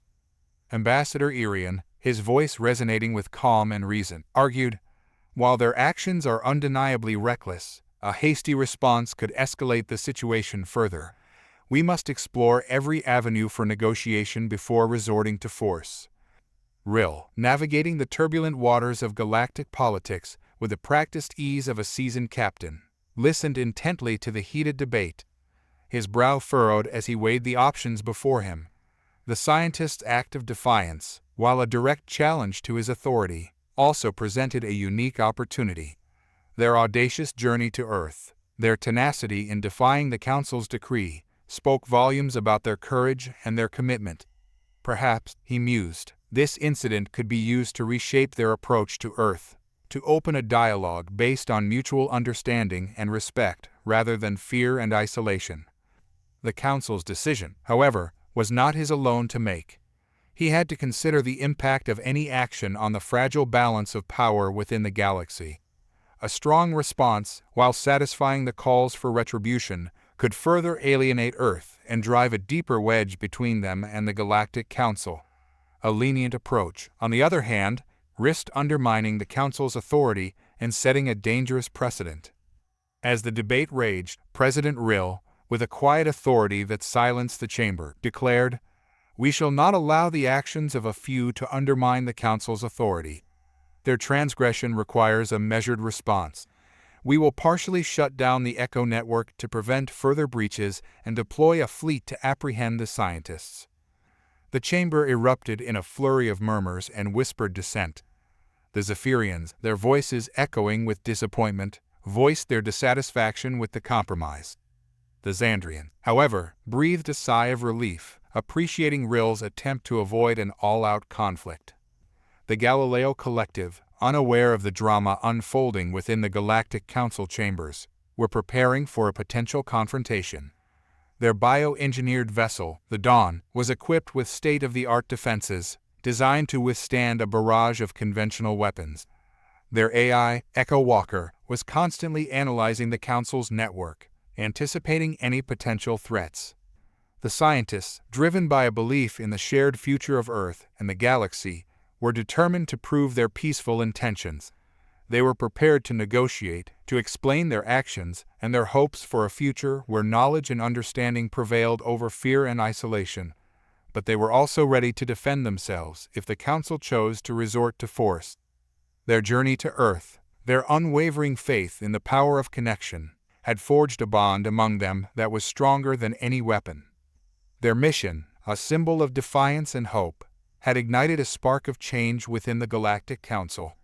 The rogue scientists, once regarded as rebels, were now seen by some as pioneers, as those who dared to challenge the status quo and pave the way for a more inclusive and enlightened future. Whether the Council would ultimately choose diplomacy or confrontation remained to be seen. But one thing was certain: the galaxy was holding its breath, the fate of Earth and the future of galactic relations hanging precariously in the balance. The news of the Galileo Collective's actions spread like wildfire across the Galactic Council chambers. A wave of shock and anger crashed over the ambassadors, their carefully curated composure cracking under the weight of this blatant defiance. Rill, ever the stoic leader, pounded his gavel, silencing the cacophony of outrage. "Order, order. The situation is grave, but we must act with reason, not panic. The scientists have violated galactic law. Their actions, however well-intentioned, are a direct challenge to our authority." He paused, allowing the gravity of his words to sink in. "But before we react, I believe we should consider the implications of their actions. What do you propose, Ambassador Valen?" Ambassador Valen, representing a race known for their wisdom and diplomacy, stepped forward, his features etched with concern. "President Rill, we must proceed with caution. While the Galileo Collective's actions are indeed a breach, it is important to understand their motives. They may have re-established contact with Earth in an attempt to bridge the chasm of misunderstanding, not to incite rebellion." "You speak of misunderstanding, Ambassador Valen, but our actions were justified. Earth is a threat, a wild card." Ambassador Terran, representing the Cathuri, a race with a history of conflict and distrust, slammed his fist on the table, his voice tinged with hostility. The room buzzed with discord. The Council, usually a bastion of unity, was now divided. Rill, caught in the crossfire of conflicting opinions, felt the weight of the decision crushing his shoulders. He knew he had to act swiftly and decisively, yet the stakes were impossibly high. "There is no doubt that the Galileo Collective must be apprehended," he declared, his voice firm despite the tremor in his chest. "However, I believe a full-scale military response is premature. Instead, I propose a more measured approach. We shall partially shut down the Echo network, thereby limiting their ability to communicate with Earth, and dispatch a fleet to apprehend them. This action will serve as a warning, but also an opportunity for dialogue. His proposal was met with a mix of murmurs and nods. Some ambassadors were still skeptical, but the majority recognized the wisdom in Rill's approach. He had managed to find a compromise, a way to protect the Council's authority while leaving room for diplomacy. It was a calculated risk, a gamble that could either defuse the situation or escalate it further. The Galileo Collective, unaware of the unfolding drama within the council chambers, were busy preparing for a possible confrontation. They knew their actions had consequences, and they were ready to face them. But they also believed in their mission, in the power of connection and understanding. They were driven by a dream of a united galaxy, a dream that could not be crushed by fear and prejudice. The fate of both Earth and the collective now hung in the balance, a fragile equilibrium poised to be shattered by the next move. The Galactic Council chamber buzzed with a low, tense hum. President Rill, his face etched with worry, addressed the assembled ambassadors. The rogue scientists have breached our network and contacted Earth. This is a direct violation of our decree, a threat to galactic stability. We must act swiftly and decisively. A chorus of agreement rippled through the chamber. The Council, united in its fear of the Nexus and the potential for Earth to become a galactic threat, had reacted with a swift and brutal isolation. Yet, this breach, this audacious act of defiance, forced them to reconsider. "We cannot allow them to continue," said Ambassador Vron, representing the Zenth, his voice a soothing baritone. "Their actions could have unforeseen consequences. Their technology, their motives, we know nothing. They must be apprehended." Several ambassadors echoed Vron's sentiment, their voices laced with anger and fear. The Council, used to controlling the flow of information and interaction within the galaxy, was now facing a challenge they couldn't ignore. They couldn't simply dismiss the scientists as rogue, for their actions were a testament to their courage, their audacity. "We need a measured response," President Rill countered, his gaze sweeping over the chamber. "A swift and efficient capture, yes, but one that prioritizes minimizing collateral damage. We need to understand their motivations, their technology, their connection with Earth. This requires a strategy, not a knee-jerk reaction." His words, though measured, resonated with a sense of urgency.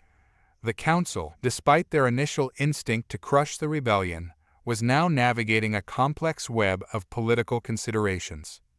"We must act with caution," cautioned Ambassador Valen, his voice a melodic whisper. "We cannot afford to alienate the rest of the galaxy with a heavy-handed approach. Our actions will be closely watched."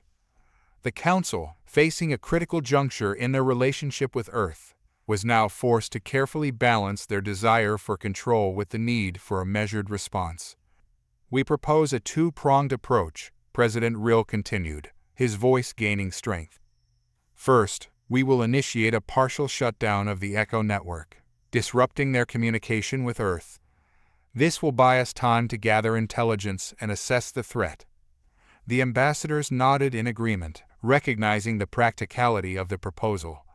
"Second," Rill continued, "we will deploy a small fleet to the location of the rogue scientists. They will be instructed to apprehend the scientists, neutralize their ship, and secure their technology. This operation will be conducted with the utmost discretion and precision." Rill's words painted a picture of calculated control. He envisioned a swift, efficient operation that would minimize the risk of a galactic conflict, ensuring that the Council maintained its authority and, in the process, gathered valuable intelligence on the Galileo Collective, their motives, and their connection to Earth. However, the decision was not met with universal approval. Ambassador Vron, despite advocating for action, expressed his concerns.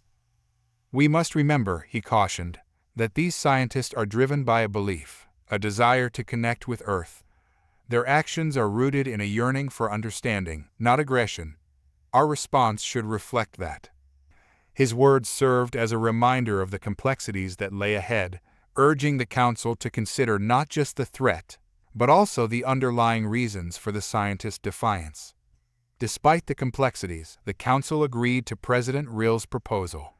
The decision, though driven by fear and control, also hinted at a fragile sense of hope. Hope that through their actions they could learn more about the scientists, their motivations, and ultimately, Earth's true nature. The Galileo Collective, huddled in the cramped confines of their bioengineered vessel, the Dawn, felt the weight of their audacity. They had defied the Galactic Council, breached their network, and re-established contact with Earth. Now, they had to secure their position, not only for their own survival, but to ensure the future of Earth's integration into the galactic community. Their plan was audacious, requiring trust and a leap of faith from the human populace. Their first order of business was to secure a base on Earth, a haven for the collective's operations and a symbol of their commitment. They needed a place where they could develop their technologies, study the Nexus, and prepare for the inevitable clash with the Council. They chose an abandoned research facility nestled in the mountains of Patagonia, its remote location providing both secrecy and access to valuable resources. The facility, once a hub for Earth's space exploration program, was now a ghost of its former self, its equipment gathering dust and its corridors echoing with silence. The collective, with their skills in bioengineering and robotics, breathed new life into the facility. They repurposed the dormant labs, reactivated the dormant communication systems, and built a state-of-the-art security network. They needed to ensure their operations remained undetected, as the Council's eyes were now keenly focused on their actions. Their next challenge was to secure the trust of Earth's populace. The Council had painted a picture of the collective as dangerous rebels, a threat to galactic stability. The collective knew they had to dismantle this perception and showcase their true nature, a group of dedicated scientists seeking connection and understanding, not chaos and conquest. They reached out to Earth through Sarah Jones, the Earth ambassador, who, despite initial skepticism, recognized their genuine intentions. The collective used their technological prowess to bridge the communication gap. They deployed advanced holographic projectors, capable of transmitting real-time images and messages across the globe. Through these projectors, they shared their scientific discoveries, their knowledge of the galaxy, and their visions for a future where Earth was a respected member of the galactic community. They shared their research on the Nexus, proving it was not a weapon, but a potential source of limitless energy and a conduit to understanding the universe's mysteries. They knew they couldn't simply rely on technology to gain trust. They needed to connect with people on an emotional level. They organized public forums, lectures, and interactive workshops, inviting Earth's brightest minds to join their cause. They shared their stories, their experiences, and their hopes for a future where fear gave way to collaboration, and where humanity's ingenuity could shine on the galactic stage. Their efforts were met with mixed reactions. While some embraced their message of hope and progress, others remained skeptical, wary of the Council's warnings and the potential consequences of defying their authority. But the collective remained undeterred. They knew that the future of Earth and the galaxy depended on their ability to bridge the gap between fear and understanding.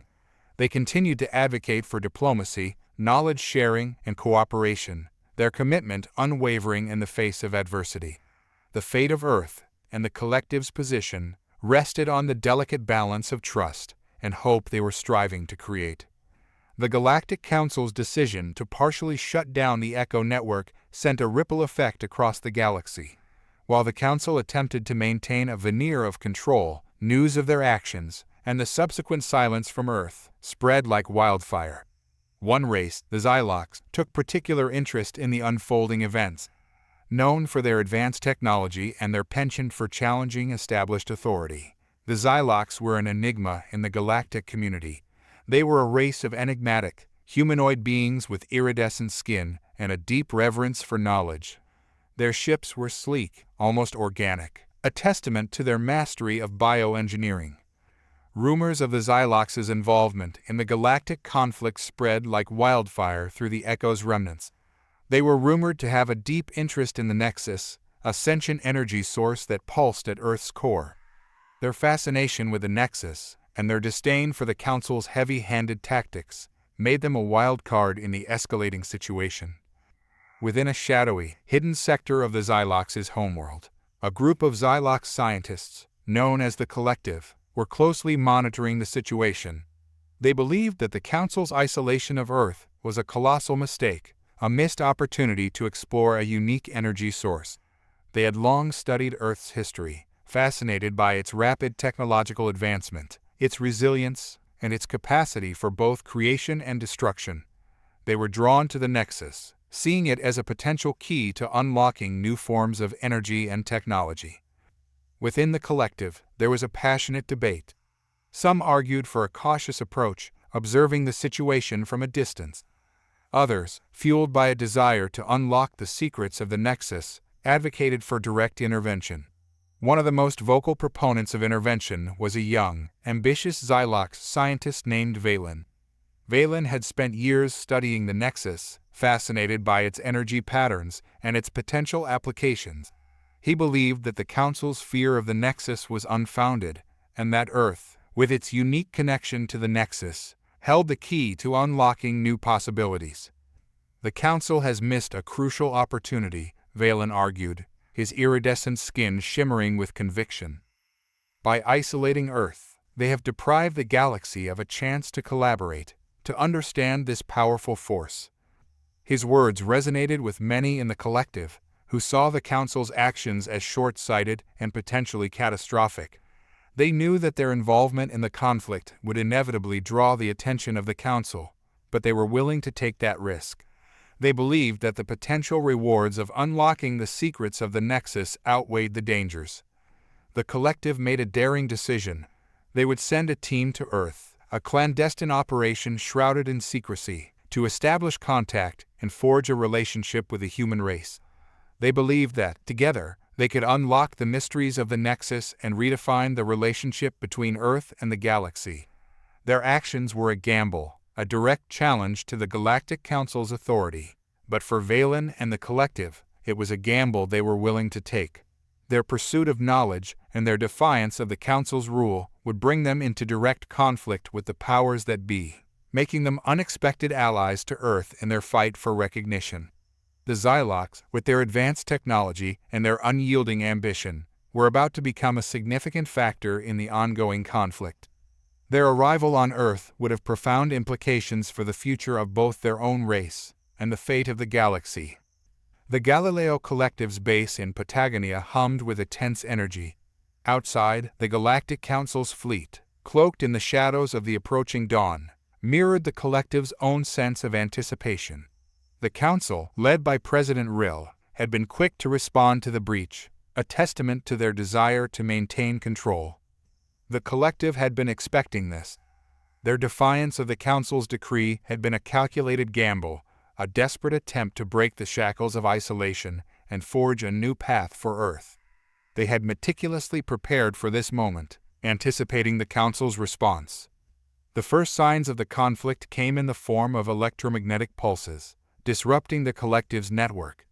The Council, opting for a less direct approach, had employed a sophisticated jamming technology designed to cripple their communications and disrupt their operations.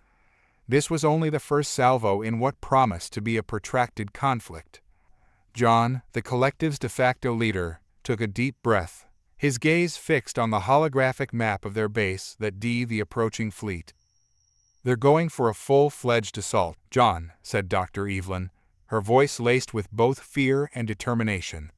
"We need to prepare for the worst." The Collective's response was a carefully orchestrated defense. Their bioengineered ship, the Dawn, had been fitted with sophisticated cloaking technology, designed to blend with its surroundings, rendering it near invisible to the Council's sensors. It would be their first line of defense, acting as a shield for their base while simultaneously allowing them to launch counterattacks. The battle commenced with a barrage of energy blasts, targeting the Collective's base. The fleet, equipped with advanced weaponry, unleashed a relentless assault, seeking to overwhelm their defenses. The Dawn, however, responded in kind, firing a barrage of focused beams, disrupting the Council's weaponry and creating diversions that allowed the Collective to launch counterattacks. A tense silence descended upon the base as the two forces locked in a stalemate. The Council had expected a less sophisticated defense, but the Collective had used their limited resources creatively, leveraging their knowledge of the Council's tactics and technology to their advantage. As the stalemate continued, the Council's tactics shifted. They deployed a squad of specialized troops, known as the Guardians, armed with advanced plasma weapons and trained to subdue resistance with lethal precision. The Guardians, a last resort for the Council, were designed to infiltrate and overwhelm even the most fortified bases, a testament to the desperation that was beginning to creep into their strategy. The Guardians infiltrated the base through a hidden ventilation system, their sleek exosuits allowing them to move silently through the maze of tunnels. Their goal was to disable the Dawn and seize control of the Collective's communication systems. As the Guardians breached the base, John and his team were forced to confront them in a desperate battle. The fight was intense, the Guardians' weapons spitting bursts of plasma, while the Collective defended their base with a combination of improvised weapons and tactics. Despite their valiant efforts, the Collective was outnumbered and outgunned. Their defenses faltered, and the Guardians, with their superior training and weaponry, began to gain the upper hand. The Dawn, still cloaked, was eventually detected and targeted, its defenses overwhelmed by the combined assault of the Guardians. The battle, however, was not without casualties. Several members of the Collective were killed in the fierce confrontation, their sacrifices a testament to their commitment to their cause. The Guardians, too, suffered losses, their armor, while advanced, unable to completely protect them from the Collective's focused and determined attacks. The Dawn, crippled but not destroyed, managed to make a desperate escape, its cloaking technology allowing it to slip through the Council's fleet, leaving behind a trail of confusion and frustration. The fight had been a costly defeat for the Collective, but they had managed to survive, their determination further hardened by the losses they had suffered. The conflict had only just begun, and both sides knew that the coming days would be even more perilous, the stakes ever higher as each side grappled with the consequences of their actions and the potential for even greater loss. They knew, as they had known all along, that the fate of Earth, and perhaps the galaxy, hung in the balance. The news of the Xylox's clandestine mission to Earth had been a shockwave reverberating through the corridors of the Galactic Council. Sarah Jones, Earth's ambassador, found herself caught in the crossfire, her loyalty to the Council warring with her growing empathy for humanity. The Council's portrayal of Earth as a potential threat, a hotbed of unpredictable energy and volatile emotions, had always felt distant and unfair to Sarah. She knew, firsthand, the incredible capacity for creativity, kindness, and resilience that resided within her people. But the Council's fear, their entrenched belief in Earth's instability, had always been a barrier to true understanding. The Xylox, however, presented a new dynamic. Their arrival, defying the Council's decree, had sparked a debate within the Galactic Council. Some saw it as an act of defiance, a challenge to the Council's authority. Others, particularly the more pragmatic factions, recognized that the Xylox's interest in the Nexus could be a potential for collaboration. Sarah, amidst the Council's hushed deliberations, felt a strange sense of anticipation. The Xylox's arrival felt like a turning point, a chance for a new narrative to emerge. She found herself contemplating their motives, their fascination with the Nexus. Perhaps they saw it as a challenge, a puzzle to be solved. Perhaps, like the Galileo Collective, they were driven by a desire to understand and connect, not conquer. The Council's apprehension regarding the Xylox was palpable. The Xylox, with their enigmatic history and advanced technology, were often seen as outsiders, even by other galactic races. Their recent actions, defying the Council's isolation policy, only solidified these fears. Sarah watched the Council members, their faces etched with worry and suspicion. The Council's hesitation, their reluctance to trust the Xylox, mirrored the very distrust that Sarah had felt towards the Council, a distrust that had only intensified with the recent events. She knew the Xylox's actions could backfire, potentially escalating the tension with the Council and jeopardizing Earth's already fragile position. But she also recognized a glimmer of hope. The Xylox's arrival, regardless of their motives, had sparked a conversation, a possibility of understanding and collaboration that the Council had been unwilling to consider before. Sarah's mind raced, considering the implications. She knew the Council was aware of the Xylox's presence, the covert mission to Earth. This could be a chance to bridge the gap, to show the Council that Earth was not the threat they perceived. Perhaps, with the Xylox's assistance, they could finally unravel the secrets of the Nexus, proving its true potential. The Council's reaction to the Xylox's arrival had been a revelation. Sarah saw the Council members, hardened by years of cautious diplomacy, grappling with a new set of variables. Their hesitation was a sign that even the most hardened of hearts could be swayed by new information, by a change in perspective. Sarah realized her role in this unfolding drama was more crucial than ever. She needed to find a way to reconcile her loyalty to the Council with her growing empathy for humanity, her people, whose future was now entangled with the unpredictable machinations of the Xylox. She felt a surge of purpose, a determination to navigate this treacherous terrain, and perhaps even pave the way for a more unified future. The fate of Earth, she realized, hung in the balance. John Davis, the former astronaut turned leader of the Galileo Collective, had become a symbol of defiance, a beacon of hope in the dark times following Earth's isolation. He had rallied scientists and engineers, united by a shared desire to connect with the galaxy, to defy the Council's decree. The success of the Dawn, their bioengineered ship, and the re-establishment of contact with Earth had solidified his position as a leader, not just within the collective, but among a growing segment of the human population. Word of the Dawn's daring mission had spread like wildfire, sparking a new wave of hope and curiosity. While the Council's portrayal of Earth as a dangerous threat still resonated with some, many others were drawn to the collective's message of connection and shared knowledge. John's actions had not only defied the Council, but had also reignited a sense of human potential, a belief that Earth had a place in the galaxy, not just as a source of resources or a potential threat, but as a partner in exploration and discovery. He used every opportunity to speak to the public, utilizing the limited communication channels still available to share his vision for a future where Earth would not be isolated, but would become an integral part of the galactic community. He spoke of the vast possibilities that awaited them, of new technologies, knowledge, and experiences that could be shared and explored. He emphasized the interconnectedness of all life, the shared challenges and triumphs that bound the galaxy together. John's words resonated with the young, the idealistic, the curious, and the disillusioned. He sparked conversations in living rooms, classrooms, and online forums, generating a groundswell of support for the collective and their mission. People began to see the Council's decision not as a necessity, but as a missed opportunity, a symptom of fear and ignorance. He emphasized that the Council's fears about the Nexus were unfounded, that the energy source held vast potential for good, for understanding the universe in ways that were previously unimaginable. He spoke of the Zenth, their wisdom, and their knowledge of the Nexus, dispelling the Council's narrative of Earth as a danger. He painted a picture of a galaxy teeming with diverse life forms, of cultures and technologies that could be shared, of a future where Earth could contribute its unique perspectives and skills to a greater whole.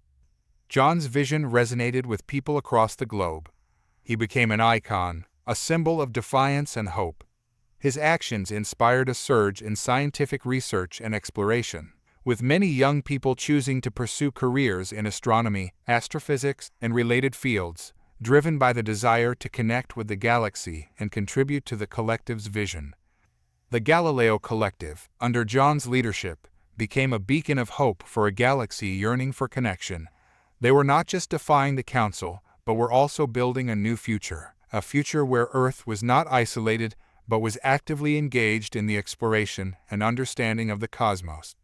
John's influence was growing, spreading like a ripple effect, inspiring a new generation of dreamers, innovators, and explorers who saw the galaxy not as a source of fear, but as a playground of possibilities. His message was simple, but powerful. We are not alone, and we have something to offer the galaxy. Let us embrace the future together. The news of the Xylox's arrival on Earth spread like wildfire, a whisper across the galactic network. a silent tremor through the Council's meticulously constructed order. The Xylox, known for their scientific prowess and disregard for authority, had dared to defy the Council's decree, further fracturing the fragile peace that had held the galaxy together for centuries. For Sarah Jones, the arrival of the Xylox brought with it a whirlwind of emotions. There was relief, knowing that Earth was not entirely forgotten, not entirely ostracized. Yet, alongside this relief simmered a profound sense of uncertainty. The Xylox, shrouded in mystery, with their cryptic ways and enigmatic motives, were an unknown factor, a wild card in the galactic game. The Council's paranoia, amplified by the Xylox's arrival, presented Sarah with a daunting dilemma: how to convince the Council of Earth's peaceful intentions while navigating the turbulent waters of the Xylox's enigmatic presence. The Galileo Collective, meanwhile, was caught in the maelstrom, their newfound connection to Earth jeopardized by the Council's aggressive response. John Davis, the collective's leader, watched with a mixture of fear and defiance as the Council's fleet descended upon their makeshift base in Patagonia. Their bioengineered ship, the Dawn, was their only hope, a beacon of resistance in the encroaching darkness. The Dawn, crafted with ingenuity and desperation, had already proven its worth in the face of the Council's wrath. Now, they were forced to rely on their cunning and the Dawn's unique capabilities to outmaneuver the Council's formidable force. Anya Petrova, driven by an insatiable curiosity, found herself caught between two opposing forces, the Council's fear and the Xylox's enigmatic allure. She had discovered a long-forgotten record detailing Earth's initial contact with a Zinth, a civilization renowned for their telepathic abilities and unwavering commitment to peace. The Zinth, she learned, had a deep understanding of the Nexus and saw it not as a weapon, but as a bridge to a higher understanding. This knowledge, however, was shrouded in secrecy, hidden by the Council's deliberate manipulation. Anya knew that the key to unlocking the Nexus's potential, to understanding its true nature, lay in the Zinth's forgotten knowledge. Yet, to reach the Zinth, she had to navigate the treacherous landscape of the Galactic Council's paranoia and the Xylox's unpredictable presence. The stakes were high, and every move she made carried the weight of Earth's future. The galaxy held its breath, a delicate balance hanging in the balance. The Council's fear, the Xylox's audacity, and Earth's potential collision course, all intertwined in a grand cosmic ballet, each move a delicate dance between hope and despair. It was a new dawn, a dawn of uncertainty, where the future of Earth and the galaxy itself hung precariously in the balance. The aftermath of the confrontation left the Galactic Council reeling. The Xylox, driven by their insatiable scientific curiosity, had brazenly defied the Council's decree and established a presence on Earth. This act had shattered the Council's carefully constructed facade of galactic control, revealing a vulnerability that both threatened their authority and sparked a glimmer of hope for Earth's future. The Xylox, while unsettling in their enigmatic ways, offered a unique perspective on Earth's Nexus. Their interest, fueled by a deep understanding of energy dynamics, was not driven by power or conquest, but by pure scientific exploration. Their presence challenged the Council's fearful narrative, suggesting a potential path towards collaboration rather than isolation. Within the Council, a sense of unease and confusion replaced the former certainty. Some, like Ambassador Varen, who had advocated for understanding Earth, saw the Xylox's actions as a catalyst for change. The Council's rigid stance on Earth was now being questioned, weakening their claim of absolute authority. Others, like the Cathari, remained steadfast in their belief that Earth posed a threat, seeing the Xylox's actions as a dangerous gamble. Sarah Jones, Earth's ambassador, found herself in a precarious position. She understood the Council's fear of the unknown, yet felt compelled to defend Earth's right to self-determination. The Xylox, while unproven, offered a chance to bridge the gap between Earth and the galaxy. But she also recognized the potential danger they posed. The Xylox were a wild card, their motives unclear, and their presence on Earth could ignite a conflict that threatened to engulf the galaxy. The Galileo Collective, now operating under the radar, became a beacon of hope for Earth. John Davis, their leader, had become a symbol of defiance, a champion of open communication and shared knowledge. He had successfully established a network of Earth-based scientists, engineers, and artists, united by a shared purpose to build a future where Earth was not ostracized but welcomed as a vital part of the galactic community. The Council, in a move to regain control, initiated a series of diplomatic maneuvers. They offered the Xylox a chance to participate in a research consortium, a subtle attempt to control their actions and minimize the potential for conflict. The Xylox, ever enigmatic, accepted the offer, but only on their own terms. Their ultimate goals remained shrouded in mystery, adding to the Council's uncertainty. The Galactic Council, once a monolithic force, was now fractured. The Xylox's presence had not only shaken their authority, but also revealed their vulnerabilities. Earth, once seen as a threat, was now a bargaining chip, a source of intrigue and potential. A new galactic order was taking shape, one where power was less about force and more about negotiation, understanding, and perhaps even collaboration.